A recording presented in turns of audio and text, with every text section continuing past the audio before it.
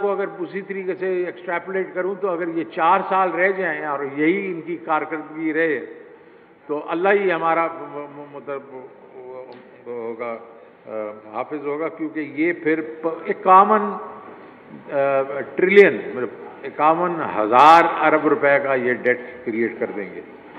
تو جو میں نے آپ کو کہا کہ یہ جو قیمتیں ہیں یہ بڑھائی گئیں، جب پیٹرول 150 تھا وہ 225 پہ ہے، اب ڈیزل جو ہے 236 پہ چلا گیا ہے، الیکٹریسٹی ڈبل ہو گئی ہے، آٹا ڈبل ہو گیا ہے، گھی جو جس کی انٹرنیشنل پرائسز کم ہو گئی ہیں ابھی، مطلب جو پام آئل کی پھر بھی 473 روپے پہ ہمارا وہ کے جی تھا، اب وہ 524 روپے پہ چلا گیا، اور باقی ساری چیزیں آپ کے سامنے ہیں۔ تو اگر دیکھا جائے تو ابھی اس وقت جو حالات ہیں وہ یہ ہیں کہ جو ہم جس وقت چھوڑا تھا ہم نے مارچ میں، تو ایکسپورٹ جو تھی وہ 3.1 ارب ڈالر تھی، اب وہ 2.5 پہ آ گئی، اس کا مطلب 19% جو ہے وہ کمی ہوئی ہے۔ اور آپ کو معلوم ہے پچھلے سال ایکسپورٹس 28% بڑھی تھیں، اب وہ 19% اس میں کمی آ گئی ہے۔ آئی ٹی جو تھی وہ ہر مہینے 260 بلین ڈالر کی ایکسپورٹ ہو رہی تھی، اب وہ 206 پہ آ گئی ہے، اس کا مطلب 21% کمی ہوئی ہے۔ پچھلے سال 45% مطلب بڑھاوا ہوا تھا، اب 21% کمی ہو گئی ہے۔ اگر آپ ٹیکسٹائل کی ایکسپورٹس دیکھیں تو یہ 1.6 بلین ڈالرز تھی اکتوبر پچھلے سال میں، اور اس اکتوبر میں یہ 1.36 بلین ہے، اس کا مطلب ہے 15% کمی ہوئی ہے اس میں۔ اور پچھلے سال جو ٹیکسٹائل کی ایکسپورٹس تھیں وہ تقریباً 26 سے 27% گرو کر رہی تھی۔ اگر آپ ریمیٹنس دیکھیں تو ریمیٹنسز میں بھی کمی ہوئی ہے، ریمیٹنسز جو تھی وہ 2018 میں 19 بلین ڈالر تھیں، 19 ارب ڈالر، اور وہ بڑھ کے 31 ارب ڈالر ہو گئی تھی پچھلے سال۔ اور اس سال جو ہے جو اگر 4 مہینے دیکھے جائیں تو وہ پچھلے سال سے تقریباً 8% کم ہے۔ آپ ایک اور چیز ہم نے انٹروڈیوس کی تھی، روشن ڈیجیٹل اکاؤنٹ، اس میں 290 ملین ڈالر ہر مہینے جو ہے وہ بڑھ رہا تھا، اور اب وہ ستمبر میں وہ کم ہو کے 168 پہ آیا، اور اکتوبر میں 100 پہ آ گیا۔ یہ 1 مہینہ پرانی آپ کو میں فگرز دکھا رہا ہوں، تو ابھی کا یہ جو فگرز ہیں وہ 100 پہ آ گیا، اس کا مطلب ہے 65% جو ہے وہ ریڈکشن ہوئی ہے۔ مشینری آپ کو پتہ ہے جب آتی ہے تو اس کا مطلب امپلائمنٹ ہوتی ہے، کاروبار ہوتا ہے۔ وہ جو اکتوبر پچھلے سال میں جو نمبر تھا وہ 872 ملین ڈالر تھا، اب 457 ملین ڈالر ہو گیا اس سال، 48% ڈکلائن ہے۔ اگر آپ ڈیٹ کو دیکھیں تو یہ 8.9 ٹریلین کا جو ڈیٹ اور ادر لائبلٹیز جو ہیں وہ بڑھ گئی ہیں، جس کا مطلب ہے 17% ڈیٹ بڑھا ہے ان 6 مہینوں میں۔ ریزرو جب یہ ووٹ آف نو کانفیڈنس شروع ہو رہا تھا تو اس وقت 16 بلین ڈالر کے تھے، آج وہ تقریباً 8 بلین ڈالر ہے، 51% کمی ہوگی۔ اور جو مارکیٹ ہے وہ سمجھ رہی ہے کہ ان کے پاس اس سال پیسے نہیں ہوں گے اپنی واجبات دینے کے لیے، تو جو ڈیٹ جو کریڈٹ ڈیفالٹ سواپ ہے وہ آج کی ڈیٹ میں انہوں نے دکھا دیا تھا 122% ہے۔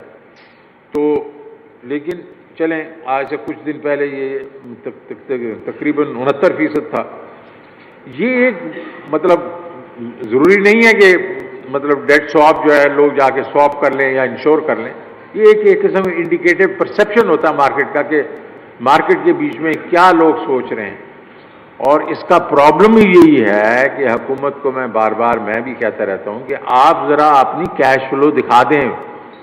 اس میں چھپانے کی کوئی ضرورت نہیں ہے کہ ہمارے ضروریات جو ہیں وہ $40 بلین ہیں، جس میں 6 ہم نے ریزرو بڑھانے ہیں، لیکن چلیں $34 بلین کے ہمارے جو واجبات ہیں اس کا کس طریقے سے ہم ان کو پورا کریں گے. اور وہ آپ کیش فلو، ان فلو اور آؤٹ فلو دکھا دیں گے تو مارکیٹ میں ایک قسم سے اعتماد آ جائے گا، اور آپ کا یہ سی ڈی ایس وغیرہ کم ہو جائے گی، یا آپ کا ریٹ جو ہے ایکسچینج ریٹ آپ کا مضبوط ہو جائے گا. مارکیٹ یہ کہہ رہی ہے کہ ہم اس وقت ایکسپیکٹ کر رہی ہے کہ یہ سارا کچھ ہوا ہے اور اس میں فلڈز کا بھی ایک حصہ ہے کہ ان امپلائمنٹ کو تقریباً 22.5% سے انکریز کرے گی، کیونکہ فیکٹریاں بند ہو رہی ہیں. آپ کو معلوم ہے اگر ایکسپورٹ کم ہو رہی ہے، مطلب اگر گروتھ جو ہے 6% سے 0 پہ آئے گی تو یہ ان امپلائمنٹ تقریباً 22.5%. اور ایکسچینج ریٹ جو آپ کا ہے وہ 25% کم ہوا ہے. اور اس کے بیچ میں اگر آپ دیکھیں ہم 178 پہ چھوڑ کے گئے تھے، آج کی ڈیٹ میں یہ 223 ہے انٹر بینک میں، 230 ہے ایکسچینج کمپنیز دے رہی ہیں، اور 240 پہ ہے آپ کا جو ہے ایک قسم انفارمل حوالہ. مارکیٹ نے کیا کہا ہے؟ مارکیٹ کہہ رہی ہے، ریٹنگ ایجنسیز کہہ رہی ہیں کہ آپ کی ریٹنگ وہ نہیں ہے جو پچھلے سال تھی. تو انہوں نے پہلے اس کو نیگیٹو کیا اور پھر ایک ناچ نیچے گرا دیا. موڈیز نے آپ کا B3 سے CAA1 کر دیا، اور فچ نے آپ کو B- سے CCC+ کر دیا. تو میں اینڈ پہ جو کہنا چاہوں گا، کیونکہ میں تو ایک آپ کو اوور ویو دے رہا ہوں، یہاں ہمارے اسپیشلسٹ ہیں جو کہ آپ کو ہر ایریا کے بیچ میں بتائیں گے کہ وہ کیسے دیکھتے ہیں. میرے نزدیک تو پولیٹیکل انسرٹینٹی جو ہے اور رجیم چینج کی وجہ سے پولیٹیکل انسٹیبلٹی نے پاکستان کی اکانومی کو ڈیریل کر دیا.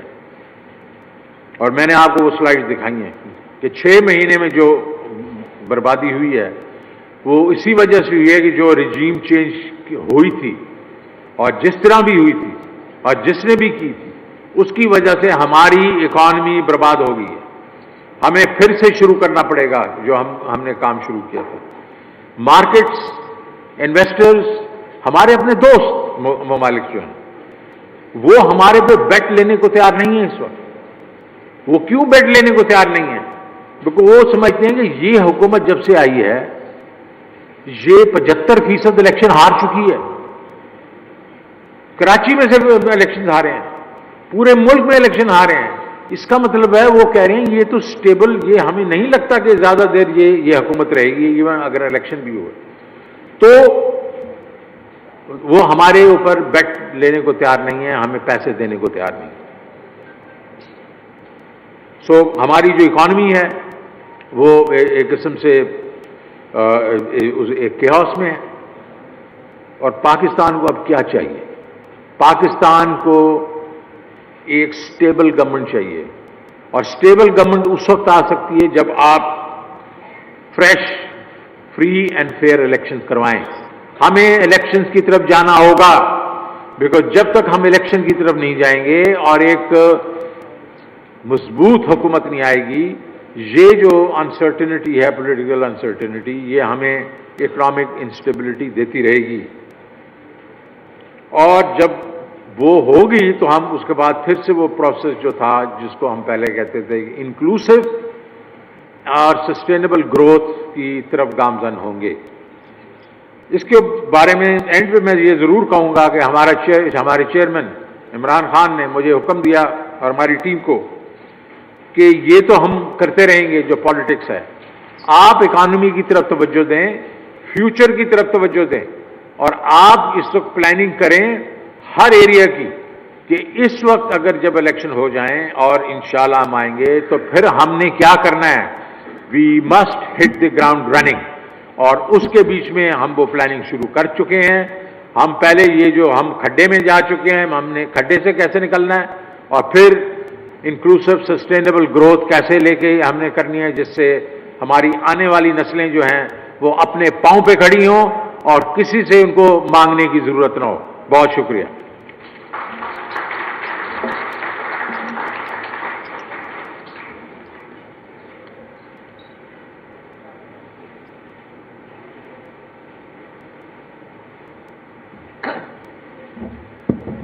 Our second speaker is Honorable Mr. Salim Raza Saab, and he is the ex-Governor State Bank, seasoned banker, worked for Citibank, and he don't need also any introductions. Mr. Salim Raza Saab, thank you.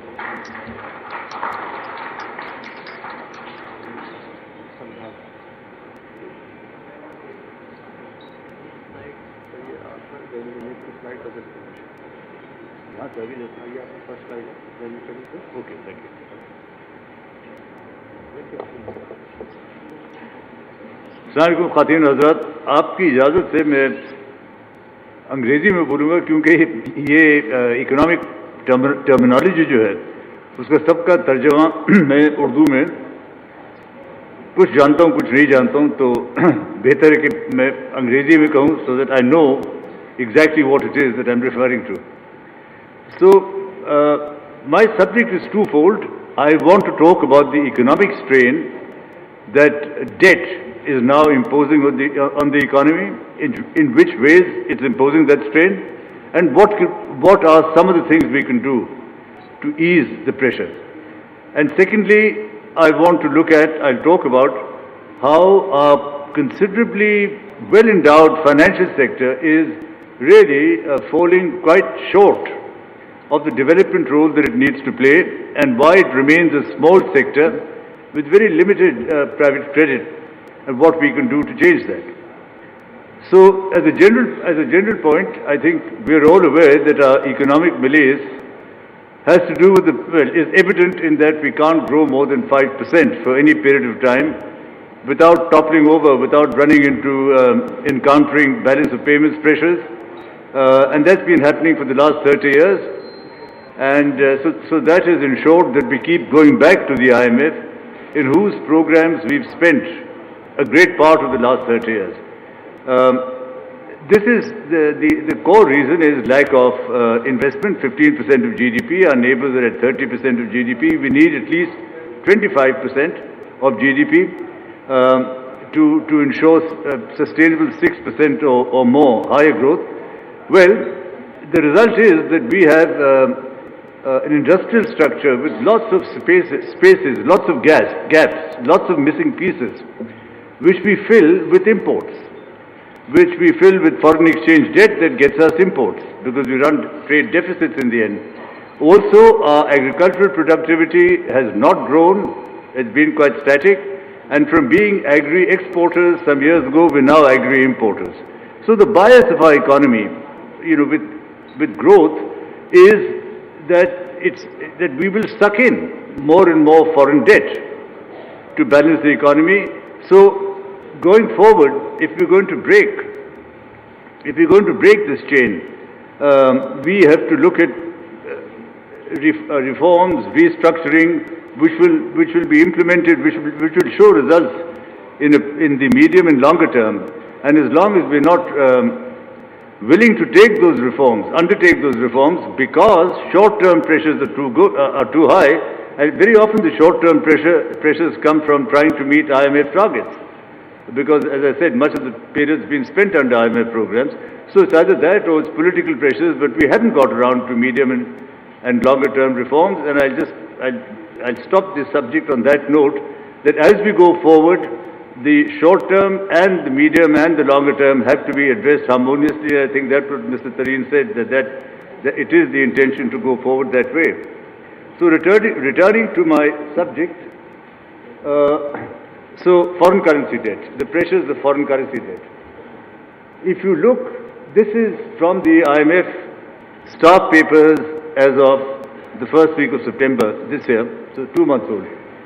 So this is their forecast for our financing requirements over the next 3 years, and how those financing requirements, the financing sources, how those will be, where the money will be raised from, what are the sources. So if you see the line I've highlighted, borrowing from private sector creditors, this is now under considerable strain, not just for us, but for a wide swathe of emerging markets because of changes in the global economic environment. This 16 for this year is not viable, and certainly the 22 and 21 in the next 2 years is not viable.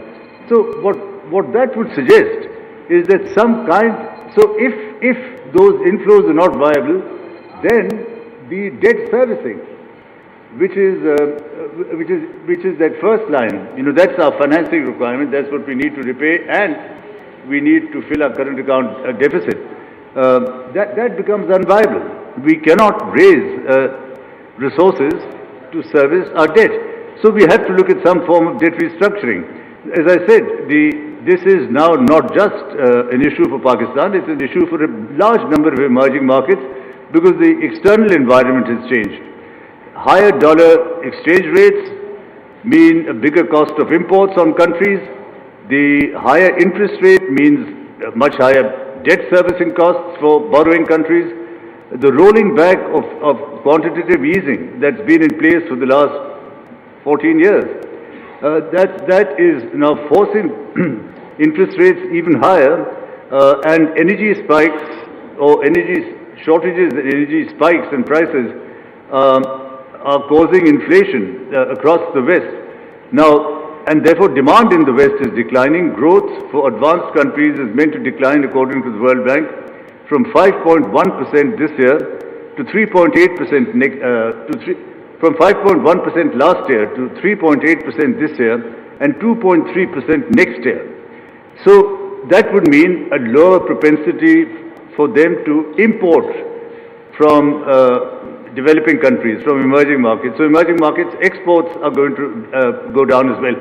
So in addition to facing all these problems along with the other emerging markets, we have our own problems. We have the floods and the counterpart of the floods. Now, my point simply here is that there is no need now for us to not consider debt restructuring and not reach out to our creditors and talk to them about what can be done. I'm not suggesting any imminent default, as the finance minister and the governor of the state bank have said. This bond that is due in the first week of December will be met. But then down the road, a few months after that, we will need to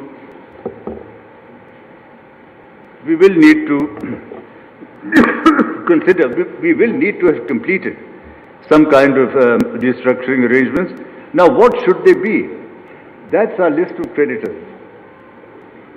Multilaterals, the biggest amount is owed to the World Bank.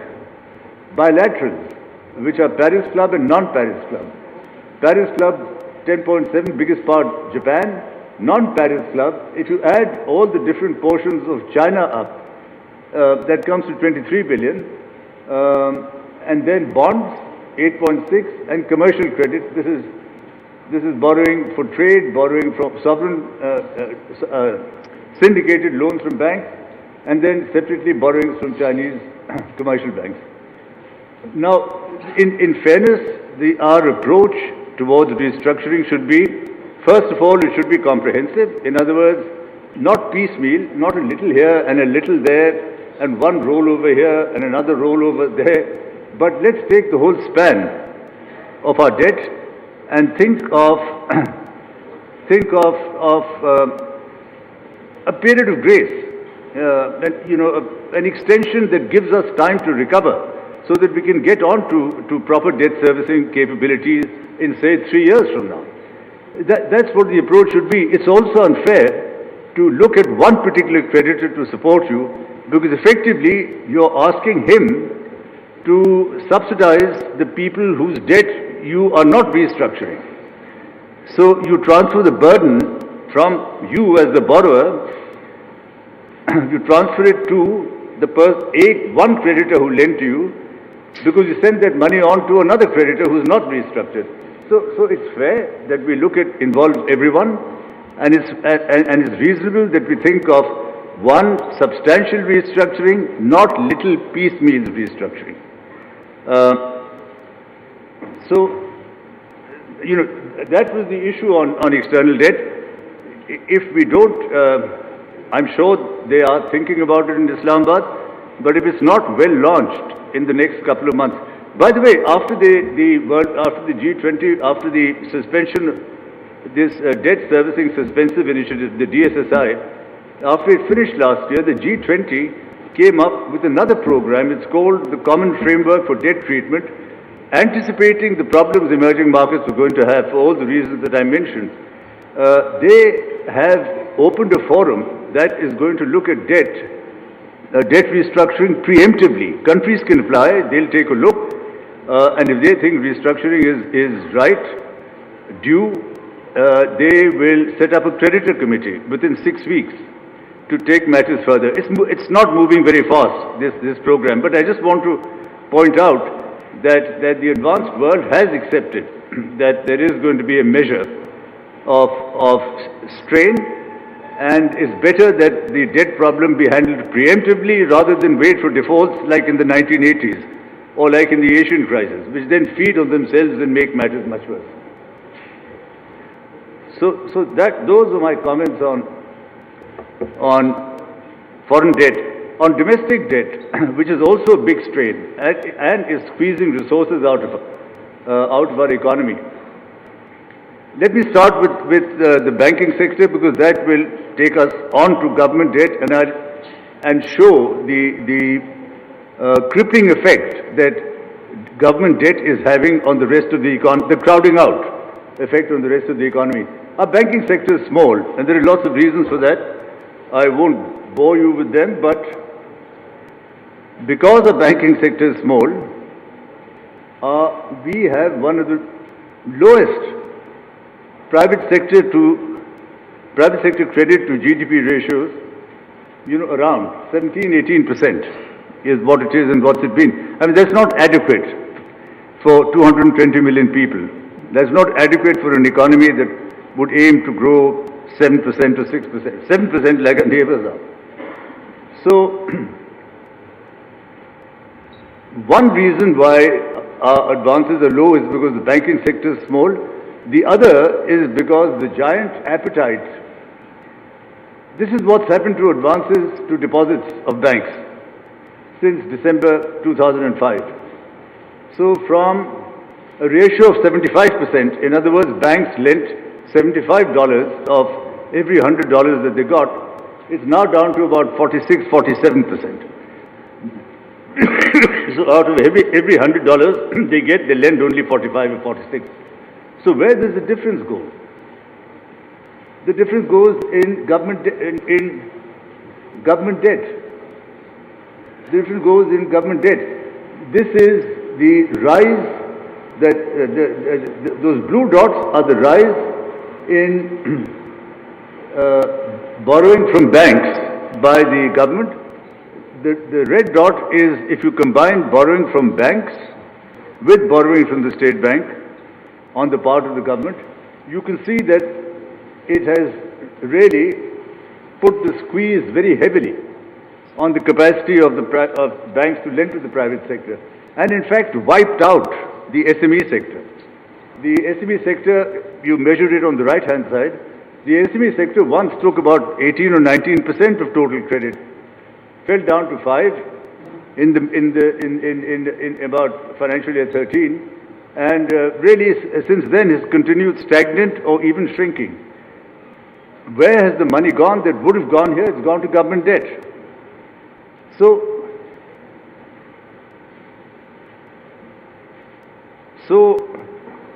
that's one problem. How do we deal with it? I'll come to that. We deal with it by the government debt today is about 30 trillion domestic, local currency, of which PIBs and treasury bills are about altogether about 21 billion, out of which about 16 billion is held by commercial banks and 5 billion is held by the state bank. Sorry, PIBs and treasury bills are about 24, but 80% of the issue of those bills and bonds are held by commercial banks. So that is what has replaced credit on the balance sheet of banks, because these securities, government securities, require no capital. They are zero rated for capital, and they give the banks a comfortable spread, zero risk spread. So that's the way banks have gone. Well, we'll talk about what we need to do about this in a minute. So that's one problem for our low credit, which of course compromises growth. The second is our currency to deposit ratio. It is truly, it's a bizarre number. It has no parallel with anywhere else in the world.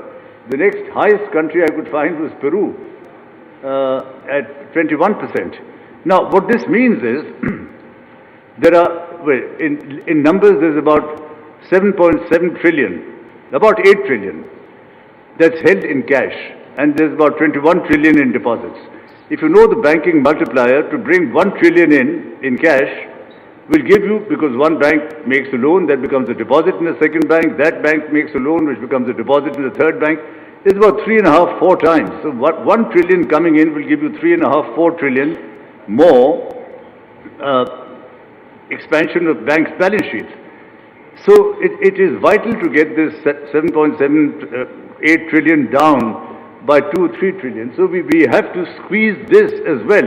And both these things together, government borrowing outside banks and a reduction of cash outside banks, will then give the banks the horsepower. They'll have to lend, they'll have to go back to the SME, where else will they lend? If the expansion of the balance sheet exceeds, if government starts borrowing outside and the expansion in their balance sheet exceeds the needs of the large corporate sector, where the banks focus their debt, their lending now. Well, I won't go through these one by one in the interest of time. The wider distribution of, first of all, the government security profile has to be put into proper shape. We have a debt management office, but we need an empowered, centralized debt management office with support from market operators. We need people with market experience running this. We need objectives for for how they're going to diversify debt, for how they're going to lower the long-term cost of debt, and we need very badly to create a yield curve. Now, I don't want to go into detail, but a yield curve simply means the government borrowing at 3, 5, 7-year maturities in such quantities that trading in those government securities, because the government is borrowing so much in those categories, instead of borrowing 30 and 90-day treasury bills, because it's borrowing so much, people will invest in that paper, trade in that paper. What you'll get is a liquid market, and that the rate that 3-year paper trades at then is fixed. You have a benchmark, or you have similarly for 5 years, similarly for 7 years, and therefore what the private sector can then do is issue fixed rate bonds, which in this market is absent. Our private sector shouldn't be, our big companies shouldn't be borrowing from banks. It's cheaper to borrow from the bond markets. In America, the bond market is about 4 times the size of corporate debt of banks. But our bond market is barely developed, and one of the biggest reasons for that is the absence of this yield curve. Anyway, those are the responsibilities of the debt manager. Expand mutual funds, add non-banks and stock exchange, custody and clearing institutions, add them to your primary distributor list, so your primary distributors are not just 6 big banks, but a lot of market players. So you widen your distribution pool, introduce a digital web for retail investors. You know, banks give you whatever they pay you on your savings account, they earn 1.5%, 2% more on treasury bills. So why can't a small savings investor buy the treasury bill himself?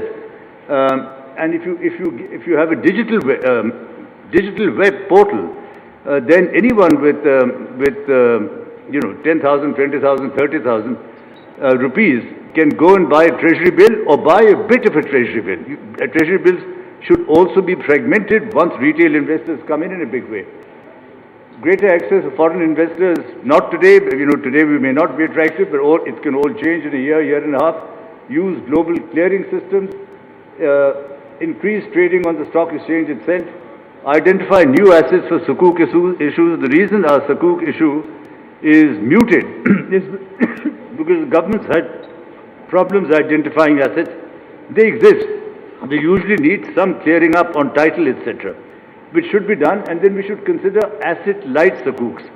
For example, commodity financing. Asset-light means it's not a building, it's not a railway track, but it's a crop, which will disappear in 6 months' time. However, the crop produces cash flow. So you can do a lot of short-term financing for sukuks if you can get the right framework to issue asset-light sukuks. Tax is, I won't talk about it, let's take it for granted, we need to make these tax efficient. Reduce high level of central bank SMOs, OMOs and open market operations.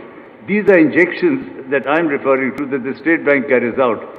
The State Bank buys treasury bills from banks, gives them fresh money, gives them money, with which, now the old treasury bill is a repo.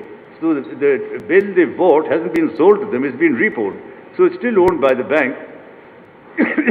Now with the money you've given the bank, you sell them a fresh government treasury bill. That money goes into the government's account, into the Ministry of Finance's account. So this is government financing by the State Bank indirectly as opposed to directly, primarily, which the IMF forbids. But it's gone up to 5.1 trillion. It's 25% of our deposits. It is equal to 60% of our loans. It's far too much.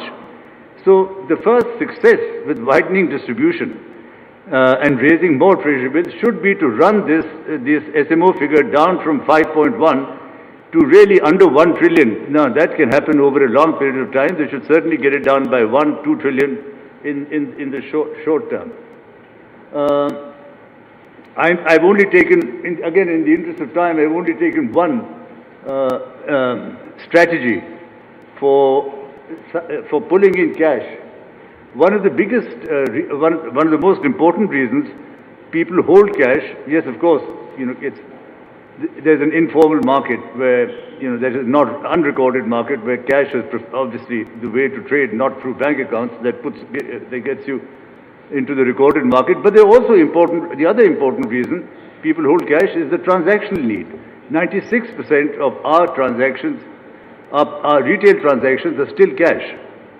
And this is, it's very significantly higher than anywhere else. So, if we can get, we've got about 3.5 million vendors of all types, from supermarkets to small karyana stores. If we can persuade all of them to work on a QR code basis, then the buyer doesn't need to hold cash. Then if he gets his salary, he puts it into a bank account, he doesn't keep it at home. I'm talking about people earning 60, 70, 40,000 rupees a month. And all that cash then transfers to the banking system. Collectively, that would be a huge amount. Exemption of duties on digital, digitization of fees, digitization of government revenue and government receipts and payment. This is already, the system has been prepared. I don't know the reason for the delay. It was sitting with the AGPR, the Accountant General Pakistan Revenues, but the system is ready to work between the State Bank and the government. The technology has been established and all the banks. It's just up to the government to give its green light. Now this will deal with a lot, this will eliminate a lot of the cash if the government receives and pays digitally, because a lot of government payments are still in cash. CDNS, digitized CDNS, this is the National Savings Scheme. So foreign debt, domestic debt, getting the banks, enabling the banks to lend more through reducing the role of government and banks' balance sheet. This is the last slide I had. Development finance, as you saw, lending to the SMEs is only 6% of private sector lending by banks, and agriculture is the same, it's about 6%. Now, these sectors are the biggest employers in the country. They have the most potential to grow, and they are really, by and large, on the fringes of formal finance. So we need to get institutions that focus on them. If you look at the largest countries in Asia, the largest economies, you look at Japan, you look at South Korea, China, India, in their development stage, they built the middle of the economy through public sector development banks. Now, they don't have to be public sector, but in their case, they were public sector, who devoted to these things that I've put SMEs agriculture. And by the way, it's not just money, it's also advisory services. It's also helping them build supply chains. It's also to agriculture supplying machinery, leasing tractors to them, or supplying them with cold chains and supplying them with warehousing. That's what these development banks do. Now, how can we suddenly create a big development banking sector? We have let the development banks we have die. There was Big IDBP, there was Bankers Equity, NDFC, RDFC, Housing Bank. They've all sort of fallen by the wayside. So how do we today get a full-blown development banking sector? Do we force our banks to do it? Do we go India's way and impose directed lending rules so that 40% of bank lending is in these sectors? Not the ideal way to go about it. So I'm not sure how we do this. Just some thoughts. We can convert our provincial banks. So that's Khyber Bank, Sindh Bank, Bank of Punjab, into provincial development banks. And they stop all other business and they deal with these subjects in provinces. One possibility, and there's one apex bank on top of them that's keeping sight. That's one possibility. I'm not saying it's the right one, but I just suggest it's one. We've got 6 development finance institutions, a lot of money, but not really lending, much of that cash sitting in treasury bills and PIBs. Convert the 6 into a single institution. With the support, each has a joint venture partner. There's a country in each, one of them that Pakistan has partnered with. So with their support, and you can allow each development bank to choose the sector it wishes to engage in. You know, for someone it could be infrastructure, for someone it could be agriculture, for someone SME. So they have that option. That's one possibility. Or you just impose development financing on the big state-owned banks. So again, National Bank, Bank of Punjab become pure development banks and nothing else. The important, you see, we can't blame our private sector banks too much. Everywhere in the world, the private sector banks lend short-term. They provide working capital to SMEs, not capital for expansion, not capital for machinery, not capital for infrastructure. They don't do that. Now, what's happened elsewhere, these strong development banks from the public sector have made these SMEs so creditworthy that they've crowded in the commercial banks, the private sector. And that's what can happen here. If you're complaining about commercial banks, if you had a strong development banking function going, you'd find commercial banks really charging into this field. Anyway, I'll leave it there. I'm sorry I probably overshot. Mr. Tazeen has looked at his watch 3 times, and I know if he does it once again, there'll be violence. So, with your permission, thank you very much.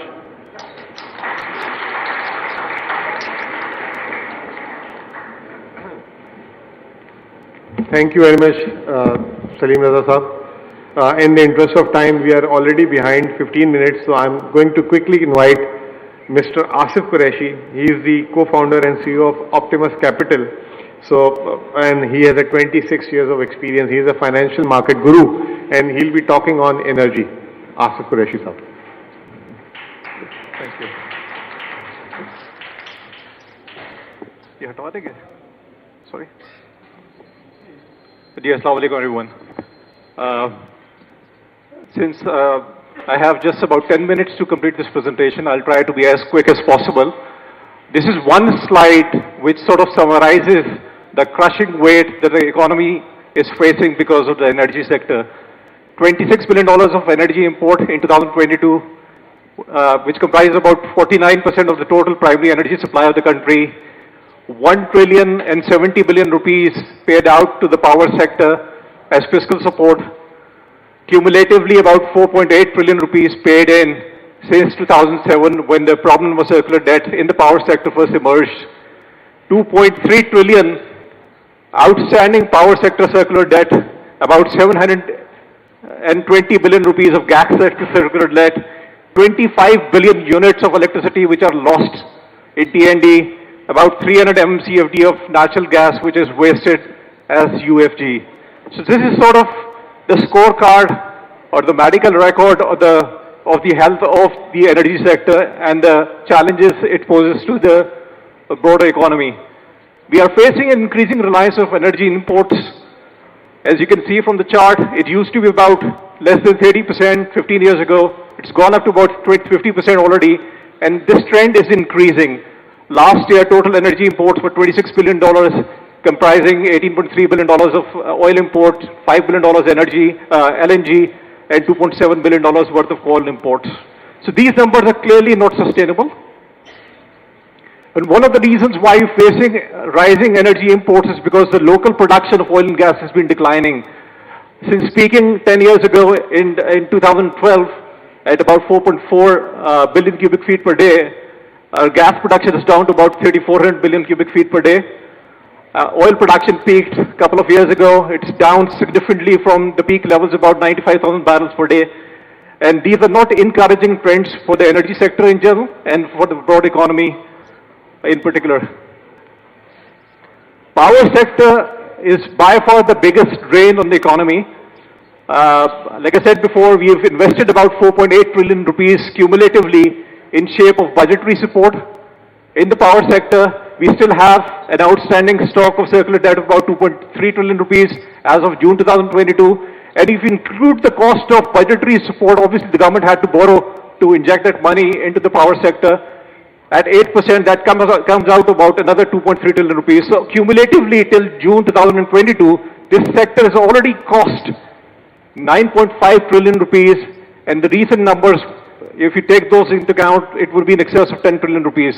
So just imagine the kind of drag that this sector has had on the broader economy if the same resource had been spent elsewhere, the healthcare, education, infrastructure, economy would have been in a much better situation. Discourse inefficiencies cost about 800 billion rupees last year. The left graph actually shows excess T&D losses. T&D losses in excess of 10%. I've used a 10% benchmark because the efficient discourse are generally below that 10% mark. And you can identify the more prominent discourse and how they compare with the other ones. So 10.6 billion units of excess T&D losses that we faced last year. If you multiply that by the average cost of generation for last year, that works out to about 170 billion rupees. Another 230 billion rupees lost in shape of under collection of billing. So whatever amounts that you're billing, you're not getting 100% payments from the customers. So collectively, 400 billion rupees lost there. Obviously, everybody's been complaining about the rising cost of power generation. And if you look at the trend in the initial years, over the last 10 years or so, we faced the problem of rising capacity payments. But in 2022, the trend actually changed because of the shooting up of international energy prices. The energy component of tariff has gone up dramatically. So certain things which you can control, but the other factors which are beyond the control of any government. And you know, it's not just a situation which is unique to Pakistan. All the developing countries, even the developed countries, are facing a similar situation of rising cost of power generation. When we have this absurdly cheap gas in Pakistan, and which is actually encouraging its wasteful or rewarding wasteful consumption across all sectors of the economy. The biggest waste has actually been the residential sector, and that is actually reflected in the graph on the right-hand side. If you work out the average cooking load of the economy, the amount of gas that you require, so per household, that would be about 35 cubic feet. So you multiply by that by about 11.5 million subscribers. That works out about 450 million cubic feet per day. But the domestic sector is actually getting, during the summer months, about 650 million cubic feet per day. There's a lot of households which are leaving their gas geysers running because the gas is so cheap. So we have to, so there's about 200 MCFD, billion cubic feet of gas that we are supplying on top of the basic requirement of cooking for every household. That's a huge number in terms of the economic waste that we are facing there. Then we have these, varied tariffs across different sectors. We have general industry tariff in the south of about $4.7 per million BTU. Export industry in the south is getting 3.7. Export industry in Punjab is getting $9. Imported RLNG, its cost in its tariff in the last month was about $13.4. So you have to benchmark the cost, the tariffs that we have for different categories versus its substitute, which is the imported LNG. So you can see by the difference between the bars as they compare with the RLNG bar, how much subsidy is being provided to these sectors. And these are not sustainable numbers. Energy infrastructure requires huge investment for modernizing it. Most oil refineries in Pakistan, although they name plate capacities in excess of 20 billion tons, they produce about 12 million tons or so. They're based on old technology, which is hydroskimming, which results in production of large amounts of low distillates, for example, furnace oil. In case of Pakistan, it's about 20-odd%. So we end up with a surplus furnace oil because it's being substituted in the power sector by cheaper sources of power generation. Then we have 70% of oil transportation taking place by road, which is not just a safety risk, but a lot of fuel is actually consumed in transporting fuel. So that's a waste as well. And in case of Karachi, we even we supply water to households using oil tankers as well, water tankers as well. So there's a lot of diesel is actually consumed in supplying water to households as well. Port infrastructure for oil import requires upgradation. Oil piers are not really in the best of health. We can't bring in large oil carriers because we don't have, our ports are not equipped to handle them, and those carriers will have much lower transportation costs. We don't have land-based LNG terminals, which we need, land-based storage for LNG, and that is the reason why we face these problems of certain shortages and surpluses in certain months of the year when it comes to LNG. We don't have, although we've been talking about it for the last 30, 40 years, no strategic petroleum reserves, which the country desperately needs. So those were the sort of a summary of the problems. We just proposed a 5-pronged strategy for restoring the viability or sustainability of the energy sector: restructuring, rationalization, indigenization, privatization, and electrification. So I'll take them on one by one very quickly. Restructuring of legal, regulatory, and governance. In fact, the entire institutional framework of the energy sector, which has not worked for the last 30 years, needs to be overhauled entirely. We have 2 divisions, petroleum division, power division, within the Ministry of Energy, but virtually they're operating as 2 independent competing ministries. Power Ministry is complaining to the petroleum division that you're not supplying it enough quantities of LNG. Petroleum division is complaining to the power sector, you're not lifting furnace oil, so the refineries are shutting down. So they're always fighting, writing letters to each other, and not working in coordination as a single ministry. So they need to be merged together, assimilated, integrated with one minister, one secretary of petroleum. Unification of regulators likewise is needed. Right now, I don't think that these regulators talk to each other, very frequently or at all.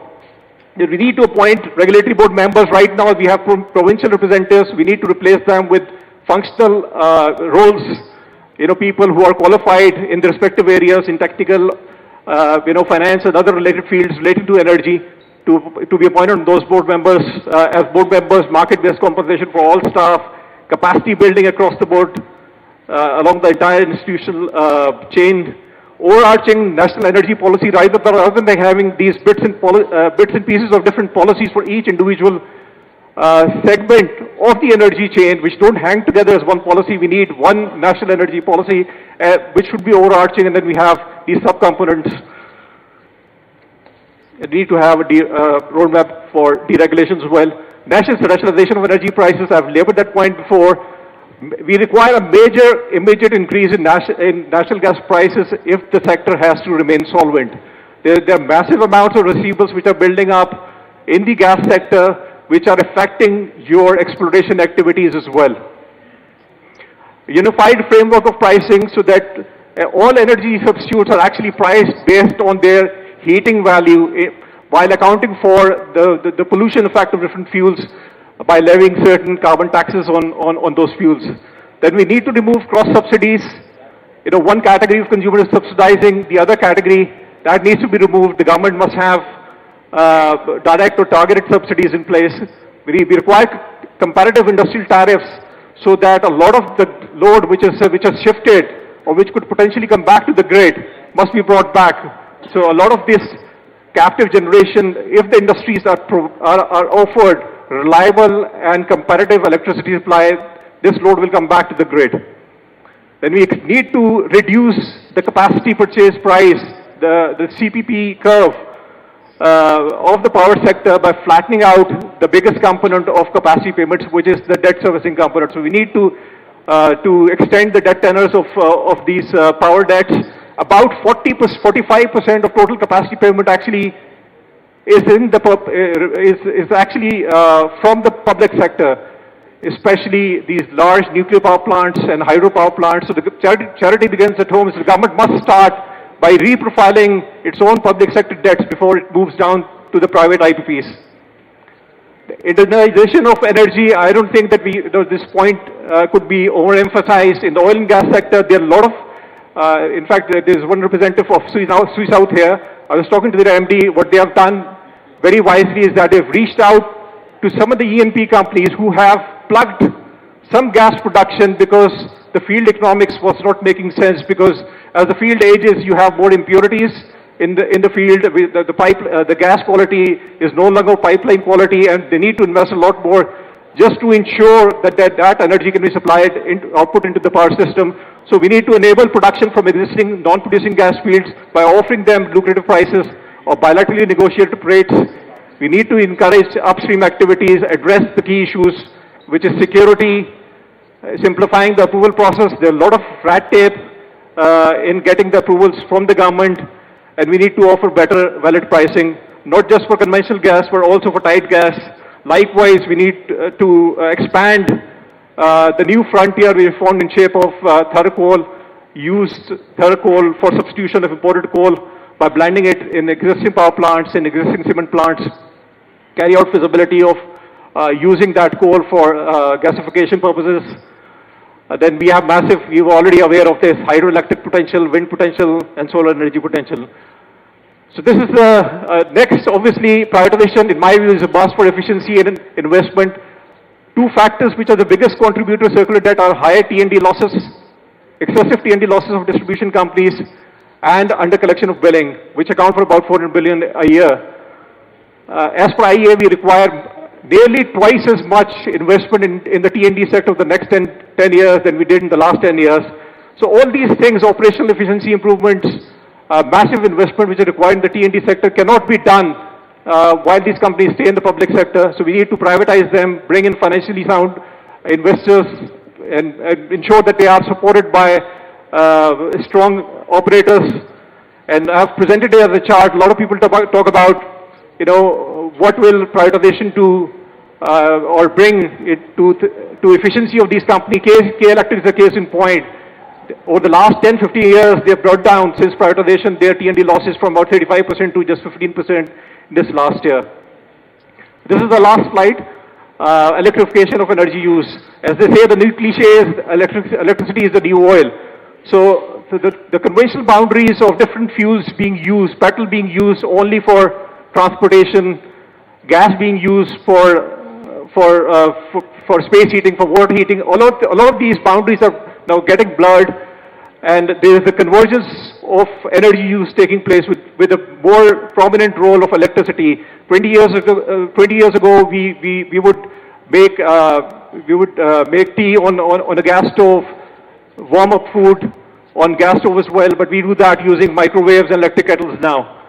So then we need to consider electrification public transport. China in Shenzhen city was the first one to have 100% electric transport electric public transport in terms of buses and taxis. Then solarization of tube wells, this can resolve Quetta electricity supply company's problem as well. 75% of electricity sold in Balochistan is actually going into tube wells because the water levels are declining by the year. So the key use of electricity there is for running tube wells, for irrigation, for water supply. So if we can resolve that issue, either by supplying water to that province or by solarizing their tube wells, it can help in resolving this problem as well. And for last but not least, solar geysers. Your gas consumption actually increases many times once you start running your gas geysers. If you can replace them with solar geysers, that will help a lot.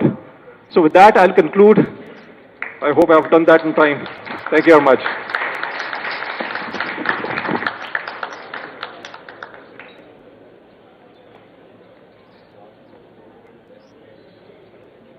Electricity is the new oil. Thank you very much, Asif Qureshi. Now we have participants. They are going to join us from the Zoom link. Mr. Jamshed from PTI, and he's going to talk on agriculture. So, Mr. Jamshed, you're ready to speak now.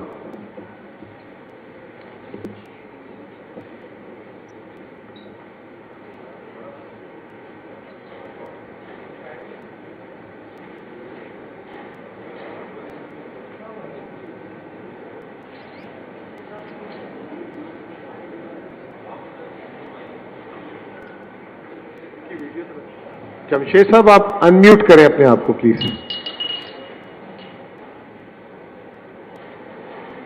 Jamshed साहब बात कर रहा था कि इसमें ये आ रही आवाज. Can you hear me? Hello, can you hear me now? Hello hello hello, can you hear me now? Hello hello.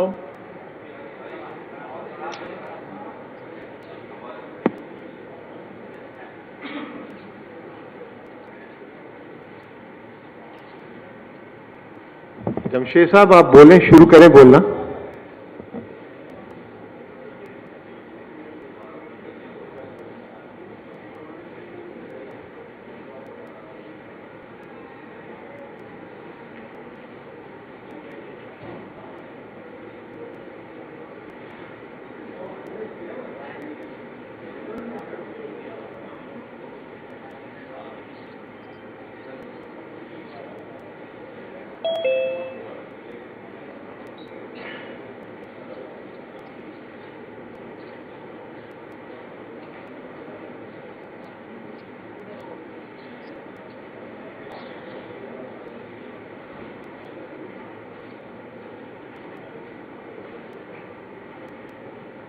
Jamshed साहब आप अनम्यूट कर दें अपने आप को, आपकी आवाज हमें नहीं आ रही.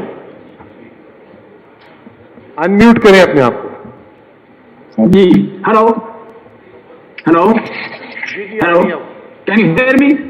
आ रही. Can you hear me? Hello जी जमशेद साहब आप बात करें शुरू प्लीज. जी मैं कह रहा था कि इसमें यू कैन से कि इसमें पॉवर्टी एलिवेशन के लिए बड़ा मेजर रोल है इसका. और चौथी चीज जो है कि ये फूड फीड एंड फाइबर की. और नेक्स्ट इसमें यह है कि इसमें दो केस स्टडीज हैं बड़े सादा से. ये थोड़ा सा फोकस करें कि पिछली गवर्नमेंट जो आईके गवर्नमेंट थी, आईके गवर्नमेंट में लास्ट 2 ईयर जब फूड महंगी हुई है तो वर्ल्ड में सारे मुल्कों ने परफॉर्म करने की कोशिश की. तो ये 5-6 जो बड़ी फसलें हैं बल्कि 7, इसमें अगर देखें तो 2 साल का, चूंकि एक हार्वेस्टिंग टाइम डिफरेंट होता है, लिहाजा हमने 2 साल का डाटा ले लिया. 2 साल का जो डाटा इसने पे जाएंगे मुजम्मल नेक्स्ट पे जाएं, मुजम्मल नेक्स्ट साइड पे जाएं.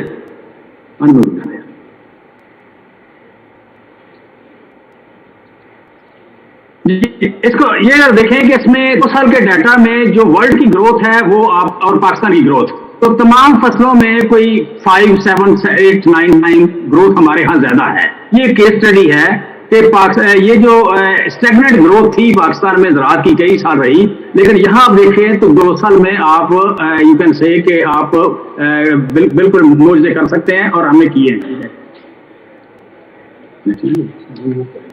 جی نیکسٹ کر دیں. اور دوسرا، ابھی اس گورنمنٹ کے آنے کے بعد جب فارمر کو سپورٹ ختم ہوئی ہے تو پی ڈی ایم میں اگر کسان پیکج آیا ہے تو سپورٹ جب ختم ہوئی ہے اور انپوٹس مہنگے ہوئے ہیں تو اس کا رزلٹ یہ آیا ہے کہ ٹریکٹر کی 36%، ڈی اے پی کی 41%، یوریا 9%، پوٹاش اینڈ ڈیزل. دیکھیں یہ ربی خریف کراپ میں جو آپ کی نارملی کیش کراپس ہیں جنہوں نے آپ کو فارن ایکسچینج ریزرو دینے ہیں یا انڈسٹری کے را مٹیریل ہے، وہ ساری کراپس میں آپ کی یہ نیچے چلی گئی ہے گروتھ. آپ کہہ لیں کہ پروڈکشن ایک ہی سال میں یا 6 مہینے کے اندر اندر جو ورلڈ میں زیادہ گروتھ کر رہی تھی اس کی نسبت ساری کی ساری ریورس ہو گئی ہے. اس میں یوز ریورس ہوا ہے. جی نیکسٹ. اب اس کا نتیجہ یہ جب ان پٹ لو ہوا ہے، ان پٹ کا یوز لو ہوا ہے، تو اب ایف سی اے مین کے یو کین سے کہ finance committee on agriculture, finance committee on agriculture کی جو لیٹسٹ ڈیٹا ہے کہ یہ ہمارے ایسٹیمیٹس ہیں پیداوار کے، اس میں کاٹن 35% کم آ رہی ہے، میز 3% ہے، شوگر کین 8% ہے، رائس 35%، مونگ 30% اور چلی 7%. اسی طرح ویجیٹیبل ہے. سو جو 2 سالوں میں 2600 ارب روپے کی انکم بڑی تھی کسان کی، ہم سمجھ رہے ہیں کہ اس سال میں کوئی 1000 ارب روپے کی انکم دوبارہ کم ہو جائے گی. نیکسٹ. اب چیلنج اس میں یہ ہے کہ ہمیں جو فارمر ہے، نارملی ان پڑھ لوگ ہیں، تھوڑے پڑھے لکھے لوگ ہیں، ان لوگوں کو ہر وقت سپورٹ کی ضرورت ہے. ان کے ساتھ کمیونیکیشن میں رہنا، ان کو آپ کا کارپوریشن کم کرنا، موٹیویٹ کرنا اور کنسسٹنٹ گائیڈنس کی ضرورت ہے. میں سمجھتا ہوں کہ ہمارے لیے چیلنج یہ ہوگا کہ جس طرح ہمارے ہاں جو مین ایکچوئل چیلنج اگر دیکھیں تو ہم 2100 کیلوریز کھا رہے ہیں پر کیپیٹا پر ڈے، اور ورلڈ ایوریج جو ہے وہ 2900 ہے. سیکنڈلی یہ کہ ہماری 4.8 ملین پاپولیشن بڑھتی ہے. سو دونوں چیزوں کو جب ہم اکٹھا کرتے ہیں تو اگلے 7 سال میں اگر دیکھیں تو ہمیں 70%. اور تیسری بات امپورٹ، سیلف ریلائنس کے لیے، سیلف سفیشنسی کے لیے ہمیں 70% اگر پروڈکشن بڑھائیں 7 ایئر میں تو پھر بات بنتی ہے.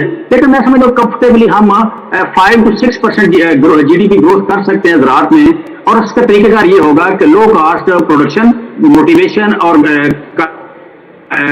Permanent guidance. دوسرا یہ کہ لو ویلیو کراپ سے کیونکہ ہمارے پاس لیبرز کافی ہے، لو ویلیو سے ہائی ویلیو کی طرف جائیں. اور تیسرا یہ کہ جینیٹک امپروومنٹ ہمیں کرافٹ میں اور اینیمل میں کرنی پڑے گی. اور امپورٹ سبسٹیٹیوشن جو امپورٹ ہم بہت مہنگی کا ہے، اور آگے کی طرح ہمارے پاس ڈالر نہیں ہے، ہم اپنے آپ کو اسٹارویشن سے نہیں بچا سکتے جب تک اس میں ہم آپ کہنے کی امپورٹ سبسٹیٹیوشن مل جاتے.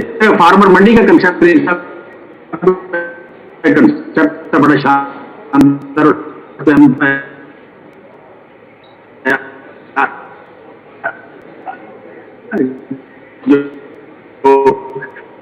وزیر اعظم کا پلان تھا، اس کا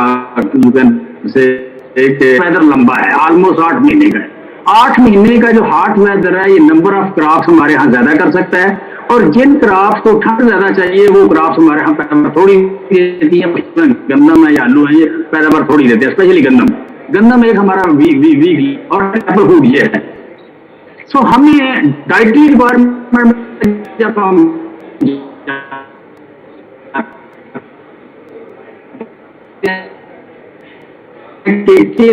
چیز میں کیلوری ہے، پروٹین کتنے اور فیٹ کتنے ہیں، تو ڈائٹری نیکسٹ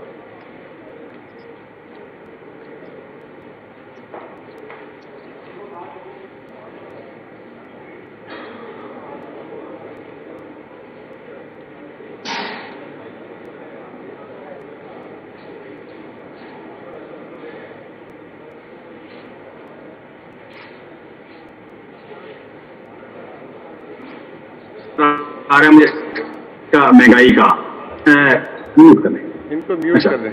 تو مہنگائی کا جو نظر آ رہا ہے سوری ان کو میوٹ کر دیں. اب میں جو ہے we have a next speaker mister Asfar Ahsan and he is going to talk on investment climate overall. تو Asfar over to you.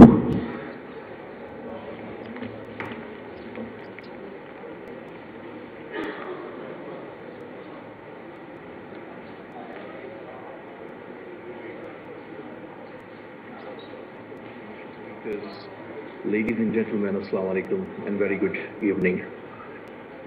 My today's topic is investment in business climate in Pakistan.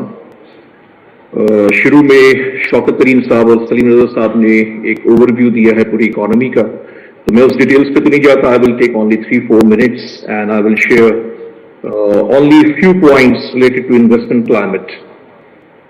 ہماری جو F D I کا inflow ہے پاکستان میں last few years سے وہ around $3 billion کا ہے, in fact less than $3 billion. But the reality is کہ پاکستان میں اس وقت جو پوٹینشیل ہے وہ ہر انڈسٹری میں کئی $1 billion کا انویسٹمنٹ پوٹینشیل. اسی طرح سے جب ہم نے لاسٹ گورنمنٹ میں بی او آئی کی طرف سے بہت ساری کنٹریز کے ساتھ کام کیا, اور یہ ڈائریکٹ ایکسپیرینسز تھے based on our multiple meetings with several investors and the governments. تو ہر کنٹری سے جو بہت ساری جو امپورٹنٹ کنٹریز تھی جس میں سعودی عربیہ کے ساتھ ہم نے بہت ایکسٹراڈنری کام کیا. Still I am personally working with Saudi government also. Kuwait ہے, یو ای ہے, چائنا ہے, نیدرلینڈس ہیں, بہت ساری ادر کنٹریز ہیں. 8-10 کنٹریز تھی جس پہ ہمارا بہت خاص فوکس تھا. اور اگر ایک انویسٹمنٹ اسٹریٹجی اس کی ہم نے جو بنائی تھی اور اس کو اگر لانگ ٹرم پہ فالو کیا جائے, اس پہ امپلیمنٹ کیا جائے, تو ہر کنٹری سے کئی $1 billion کا اینوئل آپ کا پوٹینشیل ہے. دا پرابلم ان پاکستان از کہ جو کنٹینیوشن آف گورنمنٹس ہے, this is the biggest challenge. The continuation of policies is the biggest challenge. Investor کو کیا چاہیے ہوتا ہے؟ انویسٹر کو کنٹینیوشن آف پالیسیز چاہیے ہوتی ہے. انویسٹر کو ایک پولیٹیکل اسٹیبلٹی چاہیے ہوتی ہے, چاہے وہ لوکل انویسٹر ہو چاہے وہ فارن انویسٹر ہو. اور انویسٹر کو ایک ہینڈ ہولڈنگ چاہیے ہوتی ہے, not only from the prime minister but also with all the concern stake holders, جس میں منسٹریز بھی ہیں, جس میں ریگولیٹرز بھی ہیں, جس میں اور بہت سارے انسٹیٹیوشنز ہیں. ہر انڈسٹری کے ڈفرینٹ ریگولیٹرز اسٹیک ہولڈرز ہوتے ہیں. سو میں آپ کو ایک بات صرف کہنا چاہوں گا, جو انویسٹر کانفیڈنس کی اگر ہم بات کرتے ہیں, وی آر ناؤ ان نومبر 2022 اور فیبروری 2022 میں آج سے کوئی 8-10 مہینے پہلے overseas investor chamber of commerce ہے OICCI, which is the most credible chamber in Pakistan and the oldest chamber in Pakistan. And there are 207 multinationals from 35 different sectors are the members of this chamber. یہ ہر 2 سال میں ایک investor confidence survey release کرتے ہیں, and this is the most authentic survey in Pakistan, because یہ multi nationals ہوتی ہیں, ان کے نمبرز بڑے کلیئر ہوتے ہیں, اور جو اس میں انڈیکیٹرز نظر آتے ہیں اس کی بیس پہ وہ سروے آتا ہے, ان ریکمنڈیشنز دیتے ہیں. تو فروری میں مجھے یاد ہے شوکت صاحب موجود تھے اس میٹنگ میں, تو پرائم منسٹر صاحب کے ساتھ ہم نے ایک میٹنگ کی جس میں OICCI کی ساری مینیجنگ کمیٹی آئی, اور اس کی جو پوری رپورٹ ہے وہ اخبارات میں پبلش ہوئی. آپ سب نے اس کو پڑھا, اس کو دیکھا. اور جو لاسٹ 2 ایئرس کا, میں صرف لاسٹ 2 ایئرس کے سروے کی بات کر رہا ہوں, کہ اگر آپ اس سروے کو دیکھیں تو اس میں جو میجورٹی انڈیکیٹرز تھے وہ سب پازیٹیو تھے. وہ OICC کے ویب سائٹ پہ گوگل آپ کریں, وہ جو رپورٹ ہے وہ موجود ہے. اور اس میں جو پرائم منسٹر صاحب کے ساتھ میٹنگ ہوئی تو جو ان کی ریکمنڈیشنز تھی اس پہ ان کی انسٹرکشن کے مطابق سارے منسٹری آف فائنانس نے, FBR نے, SECB نے, BOI نے اور جو کنسرن ادارے تھے ان سب نے اپنا کام شروع کیا. تو آج کی اگر ہم بات کریں, in last few months, especially in last few weeks, I had discussion with several investors from outside Pakistan جن کے ساتھ ہم میٹنگز کرتے تھے آفیشیل لیول پہ. بہت سارے میں گلوبل CEOs کو میں ملا بھی اور اس سے گفتگو ہوئی ان لاسٹ 1 month جو پاکستان میں ملٹی نیشنلز آپریٹ کر رہی ہیں. They all are actually worried, and worry is not related to with the foreign investor also, but جو ہمارا لوکل انویسٹر ہے, جو ایگزسٹنگ انویسٹر ہے, بیکاز کہ اور میرا یہ پولیٹیکل ویو نہیں ہے, یہ میں جو ویوز شیئر کر رہا ہوں یہ ایز اے پروفیشنل شیئر کر رہا ہوں کہ جو ایک سسٹم چل پڑا تھا, جو انویسٹمنٹس کی طرف ہم جا رہے تھے, ان کو اٹریکٹ کر رہے تھے, اٹس اے کمپلیٹ پروسیس, یہ چیزیں اوور نائٹ نہیں ہوتی ہیں. I joined last year as the chairman board of investment. I worked only for 6 months and میں آپ کو بڑی رسپانسبلٹی سے بات بتا رہا ہوں. شوکت صاحب کو بھی ساری چیزیں پتہ ہیں, میں ان کے ساتھ بہت کلوزلی کام کرتا تھا, میرے استاد بھی ہیں. بہت ساری کنٹریز سے اور بہت سارے انویسٹرز سے ہماری چیزیں بہت پازیٹیو فیس پہ چل رہی تھیں اور ہم بڑے آپٹمسٹک تھے. مجھے یاد ہے خالد منصور صاحب بھی ہوتے تھے جو سی پیک کو ہیڈ کرتے تھے, ہم لوگ بات کرتے تھے کہ یار شاید نیکسٹ 5-6 months میں ہم یہ اتنے $1 billion کی انویسٹمنٹس کو مٹیریلائز کریں گے اور پھر یہ پروسیس ہوگا جو چل پڑے گا. صرف سعودی عربیہ کے ساتھ اگر میں بات کروں, we had 18 meetings during my 6 months BOI tenure, اور جس میں لاسٹ میٹنگ میری ان کے انویسٹمنٹ منسٹر خالد الفلی سے ہوئی تھی تاشقند میں. This was over 2 hours meeting. ان کی طرف سے 3 لوگ تھے, ہماری طرف سے 2 لوگ تھے, اینڈ ہم نے اس میں پوری ایک انویسٹمنٹ اسٹریٹجی بنائی تھی 8 سیکٹرز سے. وہ سارے سیکٹرز بھی شوکت صاحب کو پتہ ہیں, اور ان سیکٹرز میں ہم بہت سارے پروجیکٹس ان کو دے رہے تھے, بہت سارے پروجیکٹس پہ ہم کام کر رہے تھے. کچھ G2G تھے, کچھ G2B تھے, کچھ B2B تھے, اور جو ہمیں پوٹینشیل نظر آتا ہے اس پہ میرا ایک آرٹیکل بھی آیا ہے. اگر آپ بزنس ریکارڈر میں 24 اکتوبر ابھی جو گزری ہے اس پہ آرٹیکل دیکھیں, میں نے پاکستان کے انویسٹمنٹ کلائمیٹ اور اس میں ایک سعودیہ کی کیس اسٹڈی دی ہے پوری, اور یہ ساری ایزمپشنز بیسڈ نہیں, یہ سارے ڈائریکٹ ایکسپیرینسز ہیں, آبجیکٹنگ نمبرز ہیں, سارا کچھ ہے. تو یہ ایک پوٹینشیل ہمارا تھا, ہم ان تمام چیزوں کو مٹیریلائز کر رہے تھے. And I had a meeting with the investment minister of Saudi Arabia 2 weeks back in Riyadh, and I had a meeting with the finance minister of Saudi Arabia also. So سعودی کے جو investment minister ہے وہ بہت بڑا پاکستان کا sales مین کہتا ہے اپنے آپ کو. He is a very thorough gentleman, he was chairman Aramco earlier, and بہت ساری جو اس کی گفتگو تھی وہ یہی تھی, جو کنٹینیوشن آف پالیسیز اور کنٹینیوشن آف جو پورا ایک سسٹم چلتا ہے. اور اس پہ اس کا فیئر یہ تھا کہ کچھ انویسٹرز ہیں جن کے ساتھ ہماری بات چل رہی تھی کہ وہ کچھ انڈیا کی طرف دیکھ رہے ہیں, بیکاز کہ کسی لوکل انویسٹر کو یا کسی فارن انویسٹر کو جو چیز چاہیے وہ ایک کلیئرٹی چاہیے. آج ڈالر کا ریٹ سیٹ نہیں ہے, ہمیں نہیں معلوم کہ 6 مہینے بعد ڈالر کا ریٹ کیا ہوگا. میں کراچی میں کچھ بزنس مین کو بیٹھا وہ بات کر رہا تھا, یہ ڈے بفور یسٹرڈے کی بات ہے, and all industry captains, but overall sentiment is very negative. So my 3 or 4 points are, we need political stability in this country. Under current scenario, jidhar hum khade hain is waqt November 22 I think aaj 22, or next 3 to 4 months mein, ideally the February March mein, we should go for the elections. And again, this is not a political statement. This is what I believe as a professional. I'm also doing business. I'm interacting with whole Pakistan, all the top CEOs, all the top business leaders in this country, all the major foreign investors outside Pakistan. What we need is free and fair elections in this country. Because میرا ایک بہت fair assessment ہے, یہ میری بڑی critical evaluation ہے کہ till August September تک ہم ویٹ نہیں کر سکتے, یہ کنٹری ویٹ نہیں کر سکتی.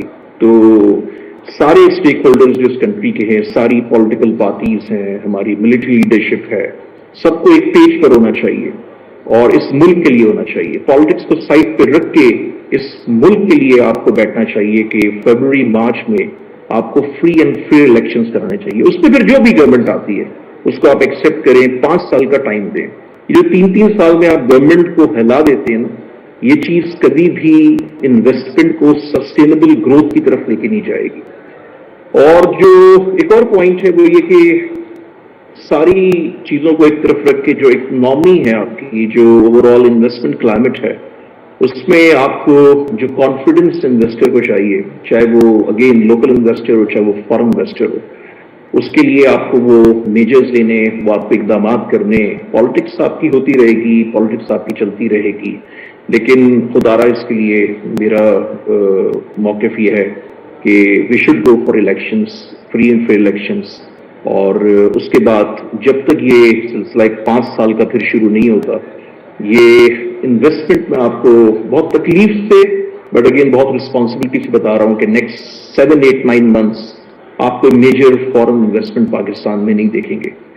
اور جو لوکل انویسٹرز ہیں جن کے پروجیکٹس چل رہے ہیں وہ چل رہے ہیں, لیکن نیو انویسٹمنٹس, نیو پروجیکٹس پہ اگر آپ دیکھیں تو کوئی بہت قابل ذکر کوئی چیز نظر نہیں آتی. لوگ فیئر میں ہیں, لوگ کلیئرٹی نہیں ہے, اور جو اوور آل انوائرمنٹ ہے this is actually very alarming for the future of Pakistan. Pakistan کے پاس آج ٹائم ہے, ہم بڑی بات کرتے ہیں کہ ہماری جیو اسٹریٹجک لوکیشن ہے, ہمارا بڑا پوٹینشیل ہے, ہر انڈسٹری میں پوٹینشیل ہے, ہر چیز میں پوٹینشیل ہے, لیکن آپ یقین جانیں دنیا جس اسپیڈ پہ چل رہی ہے, ہمارے پاس آئی تھنک یہ کچھ سال ہیں. اگر ہم نے اپنا قبلہ کعبہ صحیح نہیں کیا, اگر ہم نے ایک صحیح اسٹریٹجک ڈائریکشن پہ کام نہیں کیا, پاکستان دنیا سے کمپیٹ نہیں کر سکے گا. دنیا میں چھوٹی چھوٹی کنٹریز میں ازبکستان گیا ہوا تھا اور بڑی اچھی ہماری ریلیشن شپ تھی ازبکستان کے ساتھ. ہمارا ان کے پریزیڈنٹ آئے تھے اپنا پورے ڈیلیگیشن لے کے, پھر اس کے بعد ایک آفیشیل وزٹ پہ میں بھی کیا تھا. میں بھی کچھ ازبکستان گورنمنٹ کے ساتھ کام کر رہا ہوں اور ہمارے بہت سارے انویسٹرز وہاں پہ جا رہے ہیں, میں بھی کچھ لوگوں کو فیسیلیٹیٹ کر رہا ہوں. لیکن جو ایک چھوٹی سی کنٹری ازبکستان ہے, اگر آپ اس کی انویسٹمنٹ اسٹریٹجی کو اڈاپٹ کریں, اس کو اسٹڈی کریں, جو لاسٹ 3-4 ایئرس میں وہاں پہ چینج آیا ہے, جس ڈائریکشن پہ اس وقت وہ جا رہے ہیں, جس طرح سے وہ انویسٹرز کی ہینڈ ہولڈنگ کرتے ہیں, ہمیں ان خطوط پہ چلنا ہوگا. اور اس کے لیے آپ کو ایک ڈیموکریٹک گورنمنٹ چاہیے, ایک اسٹرانگ گورنمنٹ چاہیے, ایک اسٹرانگ لیڈرشپ چاہیے, کنٹینیوشن آف پالیسیز چاہیے, ایک political stability of the country چاہیے. یہ وہ تمام فیکٹرز ہیں جو انویسٹر کو کانفیڈنس دیتے ہیں. ادروائز لپ سروس سے آپ 6 مہینے 10 مہینے سال گزار سکتے ہیں, اس سے زیادہ آپ کام نہیں کر سکتے. بٹ ہمیں اگر آگے آنے والی جنریشنز کے لیے دیکھنا ہے, اس ملک کا فیوچر دیکھنا ہے, تو ہمیں اکنامک روڈ میپ کے لیے, انویسٹمنٹ اسٹریٹجیز کے لیے ایک پیج پر آنا ہوگا, اور اس میں ہمیں پالیٹکس کو سائڈ پہ رکھنا ہوگا.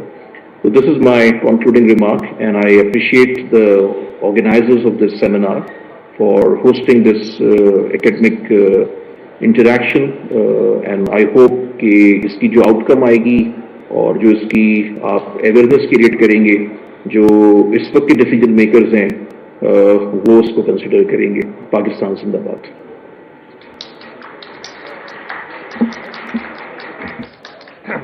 Thank you very much, Asfar. We cannot wait for another 9 months. We need election. Otherwise, the boat will be missed. This is a message from former Board of Investment Chairman, and he's the president of MAP also. So he's very much in touch with businesses locally and internationally. Now we have the last speaker, and then we will have Chairman PTI Imran Khan. I would like to invite Mr. Matthias. He is a long-term foreign investor in Pakistan, and he has been investing in Pakistan for the last 15 years. So he will going to give us the perspective from outside how the international investors are looking Pakistan at the moment. Over to you, Matthias. Thank you, Musamil, and thank you for inviting me here today. I've been investing in emerging markets for 26 years now. I was lucky enough to be among the handful Swedes that introduced Russian equities to the broader public in the mid-90s. I came across Pakistan in 2005, and just like most other foreign investors at the time, I actually did not think it was investable. But I quickly realized it was a much more developed capital market than many other Asian markets at the time. I traveled to Pakistan the first time in 2008, and I was amazed by the managements I met. Pakistan, in my view, at this time was significantly ahead of Vietnam. So in 2011, I founded Tundra, and we launched the first daily traded Pakistan fund that had been launched for more than a decade. We were lucky with the timing. Between the years 2012 to 2016, our fund was among the top 10 equity funds in Sweden every year. In 2012, for a fact, when foreign portfolio inflows in Pakistan turned positive, It was Swedish retail investors that constituted 2/3 of the net foreign inflow that year. We have a lot to thank Pakistan for. Pakistan allowed us to grow Tundra into a leading frontier markets boutique. Today, we manage one single global strategy where Pakistan is the second largest countryweight. And despite all the problems and disasters of recent years, Pakistan is still the top contributor to our global frontier fund's performance. And it's been the major reason why we are today the overall highest ranked fund globally in the frontier category. Between the start of 2009 until late October 2014, Pakistan attracted $1.4 billion in foreign portfolio inflows to its equity market. Since late 2014 and until today, the same investors have sold $2.7 billion worth of Pakistan equity. So what happened? First of all, it's important to understand that Pakistan has not been alone in its suffering. Small emerging markets have generally shown a similar pattern. With few exceptions, Indonesia and Vietnam are two of them. All markets have seen outflows as foreign investors have focused on opportunities at home, given the very low rate environment.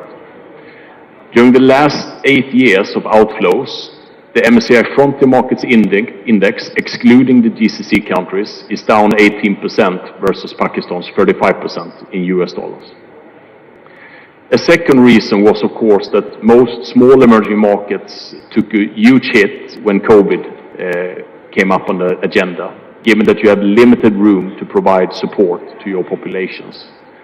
And of course, the final hit, and probably most painful one, was the rise in commodity prices and food prices that have been prevalent since the Ukraine-Russia conflict started. That said, although you have a lot of general reasons for why Pakistan has been in trouble, you also have some specific issues. I feel, as a kind of an outsider who has been watching this country for the last 17 years, sometimes I suspect that the fact that Pakistan was one of the first Asian countries that implemented proper judicial and civil servant structures eventually became its curse. Because the same structures that had been built for your people was improperly used by the wrong people, and mismanagement became chronic. As mismanagement and corruption became prevalent, the young people at the time got the wrong role models, and it was allowed to become a normal routine and actually a necessity to succeed. It has not destroyed the country, but it has slowed down your progress significantly. A country, however, is not defined by its leaders, but by its people. We meet so many amazing people when we travel Pakistan, who run successful and honest businesses, and who really want what is best for Pakistan. A key component when we do research is to assess in what way a potential portfolio company benefits society. The reason is very simple, because after corporate governance risk, state governance risk, meaning the risks of sudden changes in regulations, the taxman knocking on your door, is the biggest risk in our markets. So if we invest in companies that help the local community forward, or if I can put it that way, make the politicians look better than they actually are, this risk is significantly reduced. In Pakistan, we find many great companies, but what we want going forward is for these companies to have breathing room to grow. Being a politician does not have to be very hard. You need to set rules that everyone understands and provide a stable playing field so that the great companies can find their way. Pakistan has so many talented people who will then do the job for their leaders. In developed countries, the human capital, which is the net present value of all future salaries, makes up approximately 70% of these countries' wealth. And given Pakistan's huge population base and favorable demographic, it makes sense to put a lot of efforts going forward on education in general and technology in particular. If that happens, Tundra will not have a handful of potential investments, but eventually thousands. When I meet locals, unfortunately, I often meet the perception that Pakistan is somehow doomed. It's forever to be an outcast. And yes, the general perception of Pakistan internationally today is poor. But this has been the case since the late 90s. A majority of the world's investors today still believe Pakistan is uninvestable. And you won't be able to change their minds anytime soon. My recommendation here is to hide that frustration that this fact might inflict, and instead focus on the surprisingly many foreign investors that have a much more balanced view of Pakistan than the common narrative in Western media normally presents. They might not be as loud, but they outnumber the critics. And these investors will return post the current crisis, provided that there is a constructive political environment focusing on the way forward. They will appreciate sensible economic policies you implement, but they will also be concerned if there are signs of confrontation. When we invest, we want to spend 80% of our time on the 20% most important parts. If Pakistan reaches $3,000 GDP per capita, you will create additional wealth for your country of $500 billion. I would say that is significantly more than you can ever claw back from historical wrongdoings, and thus, it seems to me, is where you should spend 80% of your time going forward. As politicians, every single constructive measure you implement will take the country one step forward towards a better scenario. So be patient. For someone who launched a fund management company which took a huge bet on Pakistan, you might believe I'm an optimist. In fact, I would say that I'm a very risk-averse and conservative investor. A key strength for me has instead always been about measure opportunities versus current expectations. And expectations on Pakistan at this stage is at an all-time low. What happens during the next 6 months is unknown. But what is sure is that investors expect the worst. So instead of focusing on the negatives in the past, I hope that whichever leadership comes after the election will focus on the way forward. Which path has Pakistan chosen by this time next year? And just to conclude, politicians, you don't have to be flawless. History shows that politicians have plenty of room to make mistakes. If people trust them, they will fill in the gaps for them. And keep in mind the numerous occasions countries have risen from the hardest of crises. My old mentor used to say, every day starts at 100%. And that is the mindset I hope to see from whichever government comes into power after elections. And I think compared to the current situation today, you have absolutely everything to win. Thank you.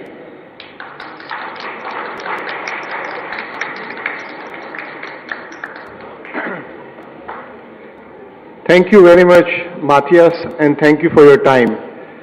The punchline from Matthias is, next 6 months is unknown, and we have to make sure we should not waste time. My next panelist is none other than Chairman Pakistan PTI, Imran Khan Sahab. Please give him a warm welcome before he addresses.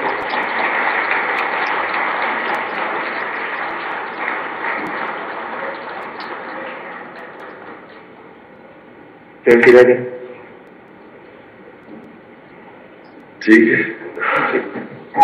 Okay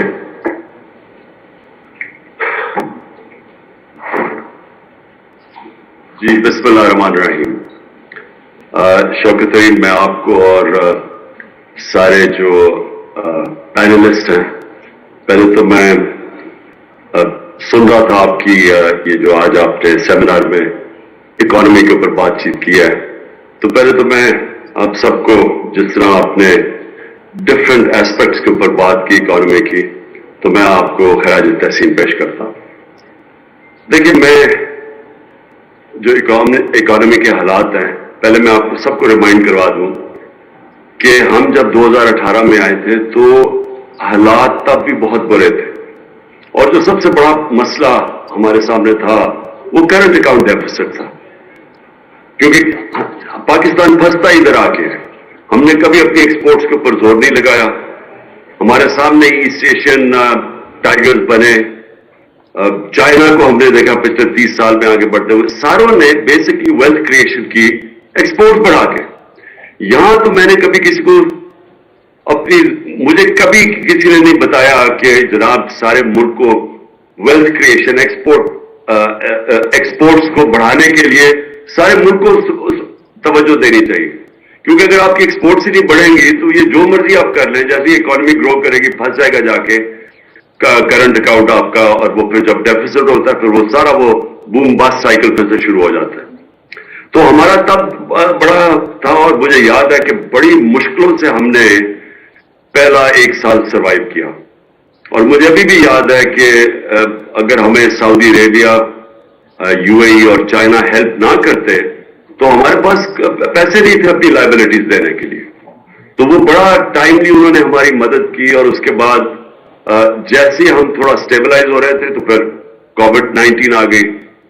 تو corona کا میں صرف آپ سب کو کہنا چاہتا ہوں کہ وہ بھی ایک بہت بڑا کرائسس تھا دنیا کے اندر. آپ جب دیکھیں کہ کیسے لوگوں نے کوپ کیا ہے کووڈ-19 سے, تو جو ہمارا اس وقت تھا وہ ہمارا ایک بہت ہی بڑا ڈائلیما تھا سامنے, کہ اگر ہم لاک ڈاؤن لگا دیتے, جو اس وقت میرے اوپر ساری دنیا سے, یعنی ملک سے پریشر تھا لیکن ساری دنیا میں دیکھ رہے تھے کہ اٹلی, اسپین اور پھر انگلینڈ کے اوپر لاک ڈاؤن لگ رہے تھے, تو مجھے سارے زور لگا رہے تھے کہ جی آپ بھی لاک ڈاؤن لگائیں, اور بڑی تنقید ہوئی میرے پہ.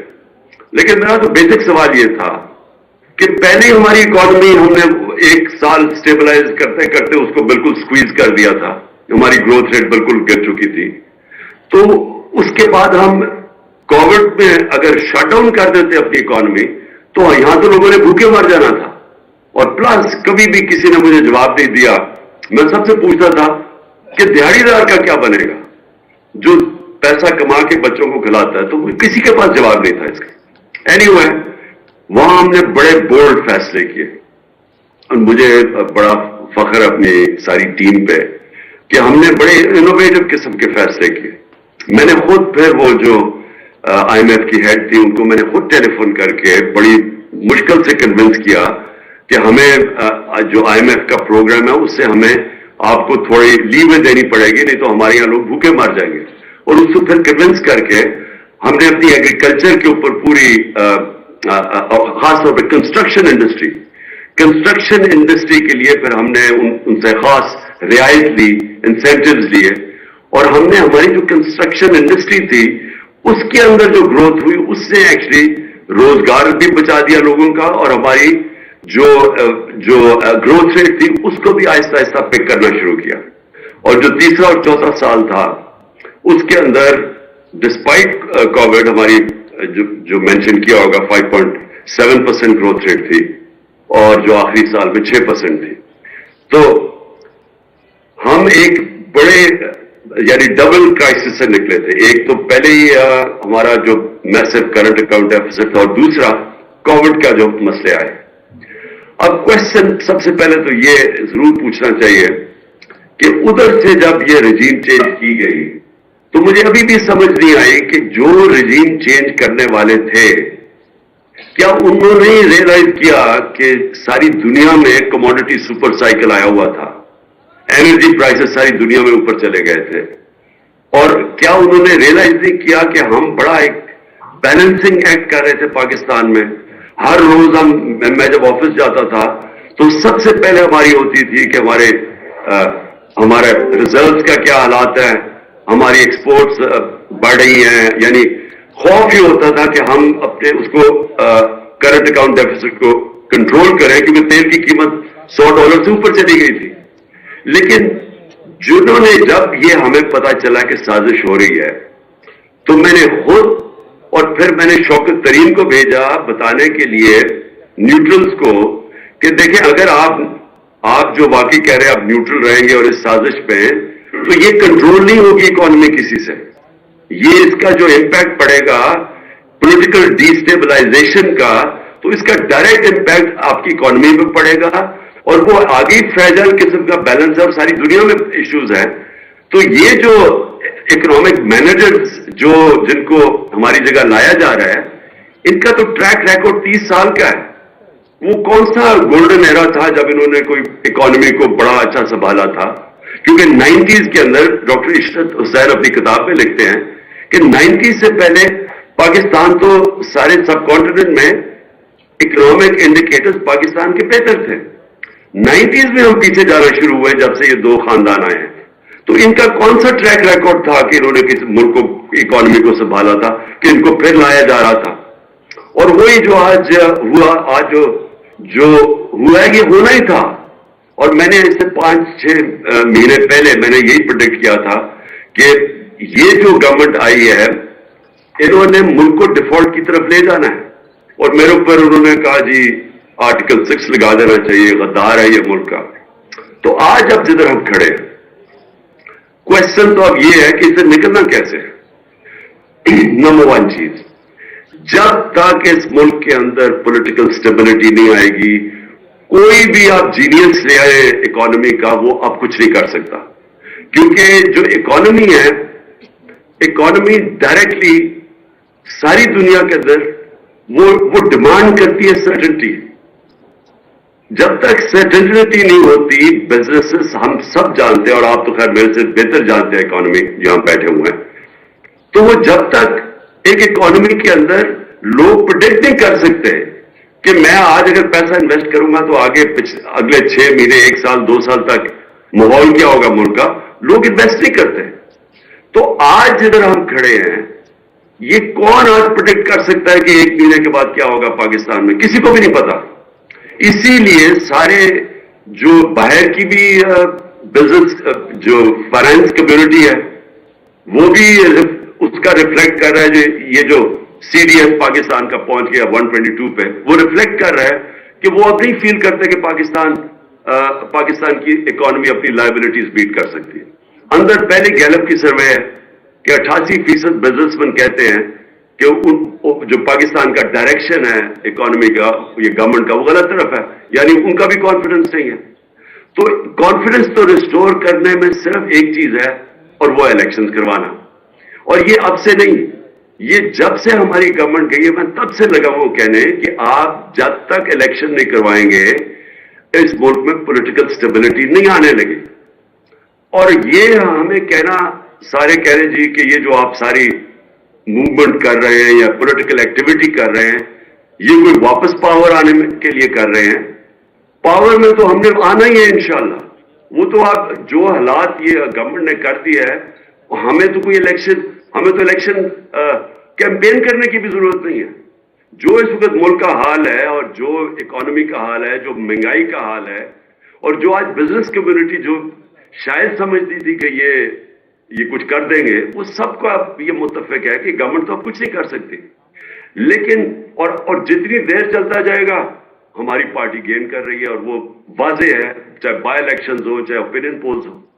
لیکن مجھے جو خوف آ رہا ہے کہ یہ پاکستان کو ادھر لے جائیں گے جدھر یہ سب کے ہاتھ سے باہر نکل جائے گا. یعنی یہ اس ادھر نہ پہنچ جائے کہ ہمیں اتنی پیچھے دھکیل دیں کہ جو بھی گورنمنٹ آئے گی اس کے لیے بہت ہی مشکل ہو پھر یہ سچویشن کو کنٹرول کرنا.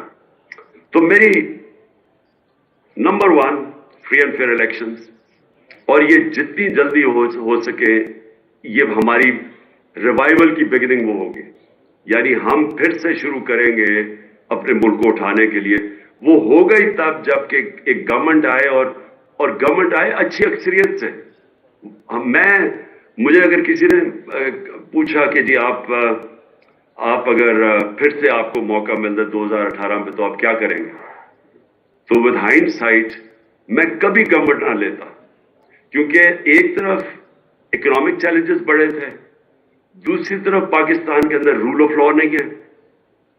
تو کمزور گورنمنٹ کے ساتھ تو یہ آپ کر ہی نہیں سکتے، رول آف لا ہی نہیں اسٹیبلش کر سکتے.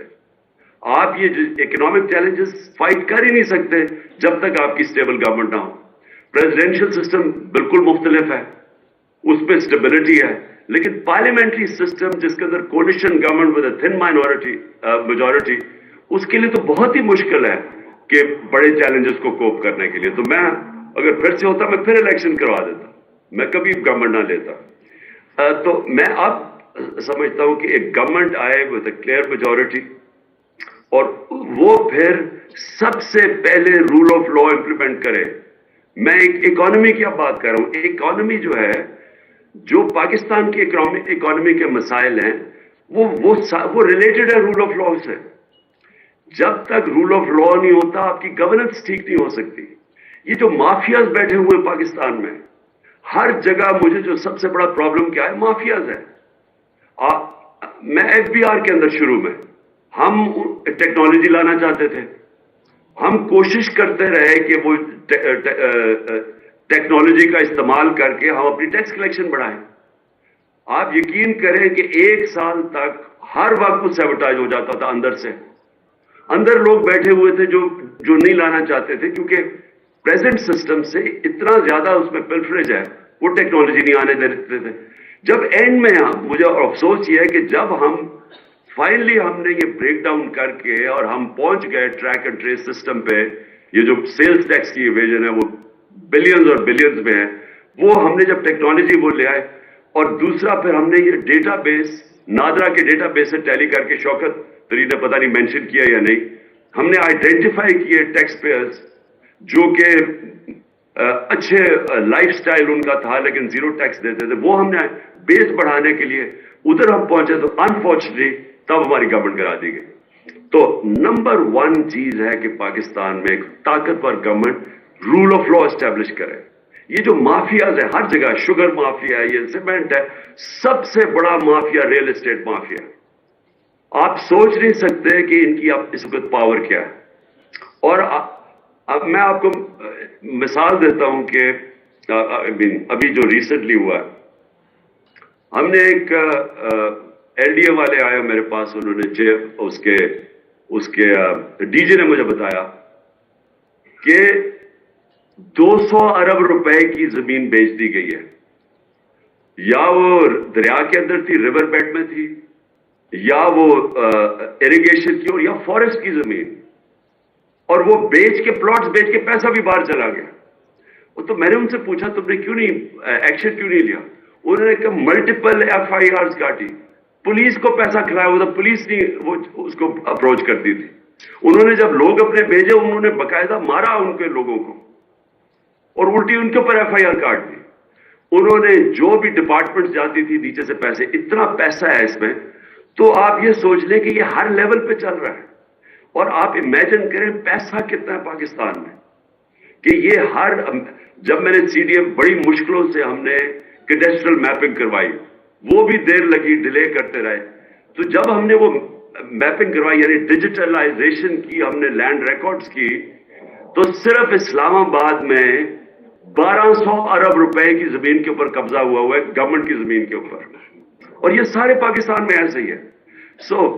یہ جب تک ایک اسٹیٹ کے پاس پاور ہو ٹو امپلیمنٹ, کہ اسٹیٹ کی ریٹ ہو, اور وہ ہوگی ایک طاقتور گورنمنٹ سے. تو میں تو صرف یہ کہہ رہا ہوں کہ اس سے ہم ٹیکس کلیکشن اپنی بڑی انہانس کر سکتے ہیں, ٹیکنالوجی کا استعمال کر کے, یہ جو بڑے پاورفل لوگ ہیں ان کو ٹیکس کر کے. اور پھر سیکنڈلی ایکسپورٹس کے اوپر, اور مجھے فخر تھا کہ ہم نے زور لگا کے میٹنگز کر کے ایکسپورٹر سے مل کے رکاوٹیں ان کی ہٹاتے گئے, کیونکہ ہر جگہ ایکسپورٹرز کے لیے رکاوٹیں تھیں. تو میں نے ریئلائز کیا ہمارا مائنڈ سیٹ ہی نہیں ہے اس چیز کے اوپر. یعنی کئی میں آپ کو مثالیں دے سکتا ہوں کہ جدھر ایکسپورٹر ملک کو بینیفٹ پہنچا رہا ہے, ڈالرز لے کے آ رہا ہے, لیکن اس کے لیے ہر قسم کا جو ہمارا سسٹم ہے رکاوٹیں پیدا کی ہوئی تھی. تو جو ایک مائنڈ سیٹ اب چینج کرنے کی بات ہے کہ سارے ملک کو ہم نے لگانا ہے کہ ہم ڈالر کیسے زیادہ ملک میں آ سکتے ہیں.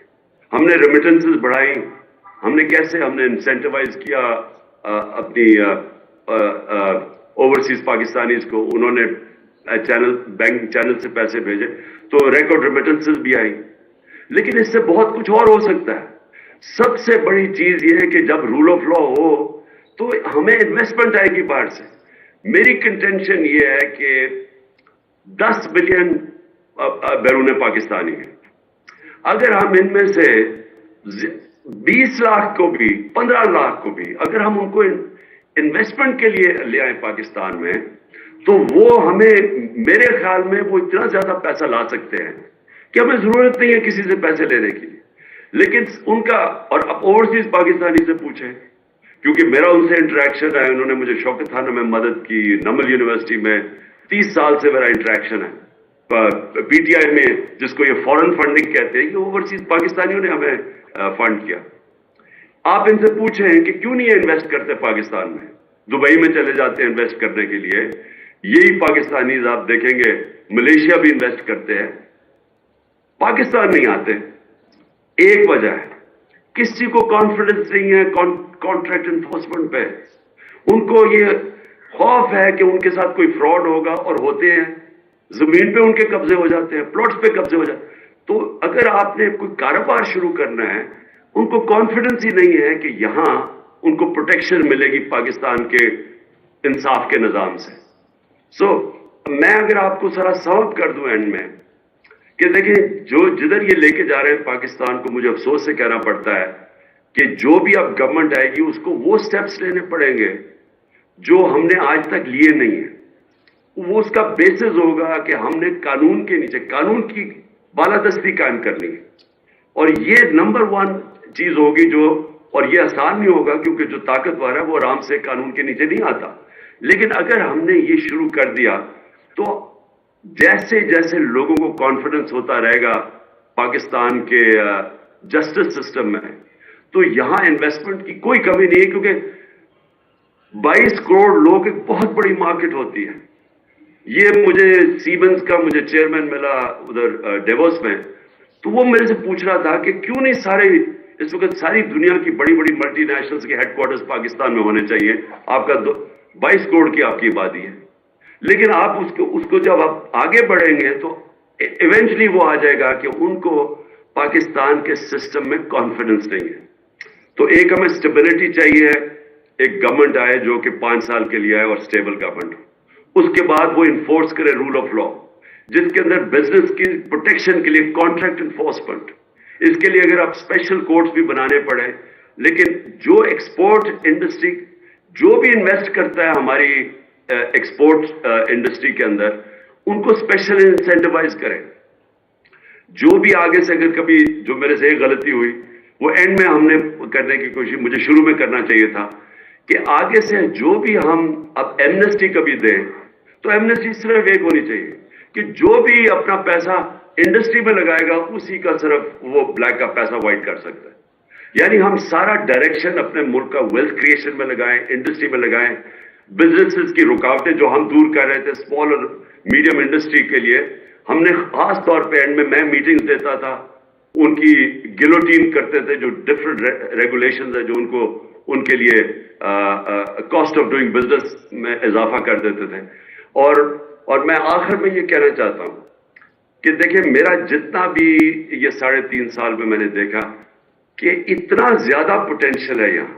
نمبر 1 ٹورزم, جتنا ٹورزم کے اندر, کیونکہ میں انفارچونیٹلی کووڈ کے 2 سال آ گئے جس میں دنیا میں ٹورزم افیکٹ ہوئی, لیکن میں آپ کو یہ بتا رہا ہوں کہ پاکستان میں ایسی ایسی جگہ ہیں, اور ہم نے ایک پورا پلان بھی کیا ہوا ہے ایک سکردو کے اندر ایک جگہ کہ پوری ریزورٹ بنے, کیونکہ وہ ایسی ایسی جگہ ہماری. آسٹریا سے میرے پاس ٹورزم کے لوگ آئے, انہوں نے کہا کہ Pakistan could become the next skiing center in the world, کیونکہ وہ گلوبل وارمنگ سے برفیں پگھلتی ہیں جلدی یورپ کے اندر, تو پاکستان کی ہائٹ اتنی زیادہ. سو ٹورزم ایک ہے, ہر قسم کی ریلیجس ٹورزم ہے, وہ سارا ہمارا جو کوسٹ لائن ہے وہ ساری ورجن ٹیریٹری ہے, اور ماؤنٹین ٹورزم. اور تیسری چیز کہ پاکستان کے اندر جو ہم نے کبھی زور نہیں لگایا کنیکٹیوٹی کا, وہ ہم اینڈ میں کوشش کر رہے تھے. سارا سینٹرل ایشیا اس وقت پاکستان کے لیے, اور افغانستان میں اگر اسٹیبلٹی جو اب آ رہی ہے تو ہمارے لیے وہ سارا ایک ایریا وہ بھی ورجن ٹیریٹری ہے, اس کے اندر بھی اتنا زیادہ پوٹینشیل ہے جو ہم نے اینڈ میں جا کے کوشش کی تھی ایکسپلور کرنے کی. اور آخر میں یہ جو ہمارا اس وقت کرائسس ہے یہ انرجی کا, میں فرم بلیور ہوں کہ ہمیں آتے ساتھ ہی ہمیں رشین آئل لینا چاہیے تھا.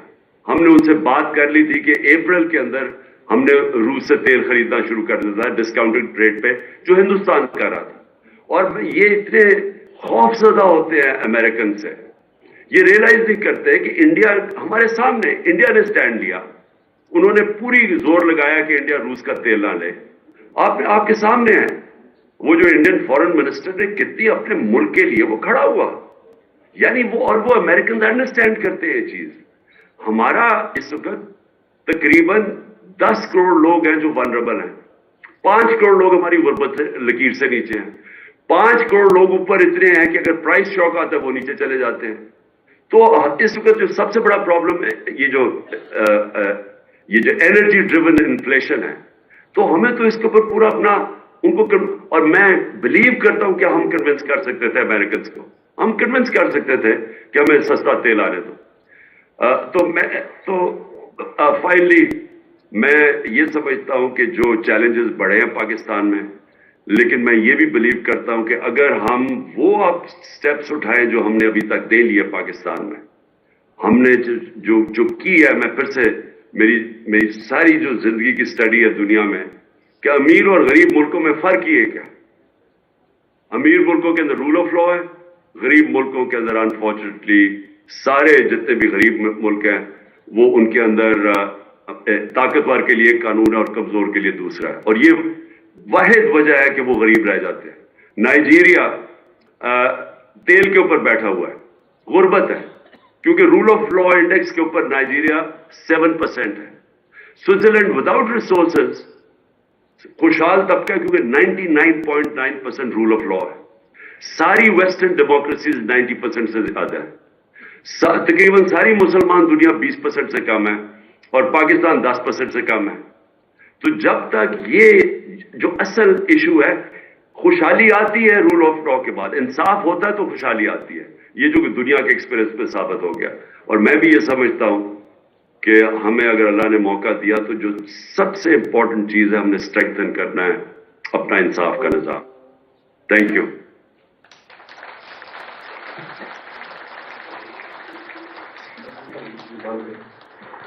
Thank you very much chairman نے جو ایک بات بہت اچھی کی اور یہ آگے آنے والے دنوں کے لیے سب کے لیے سبق ہے, ایک ٹائم پہ 2 محاذ نہ کھولیں.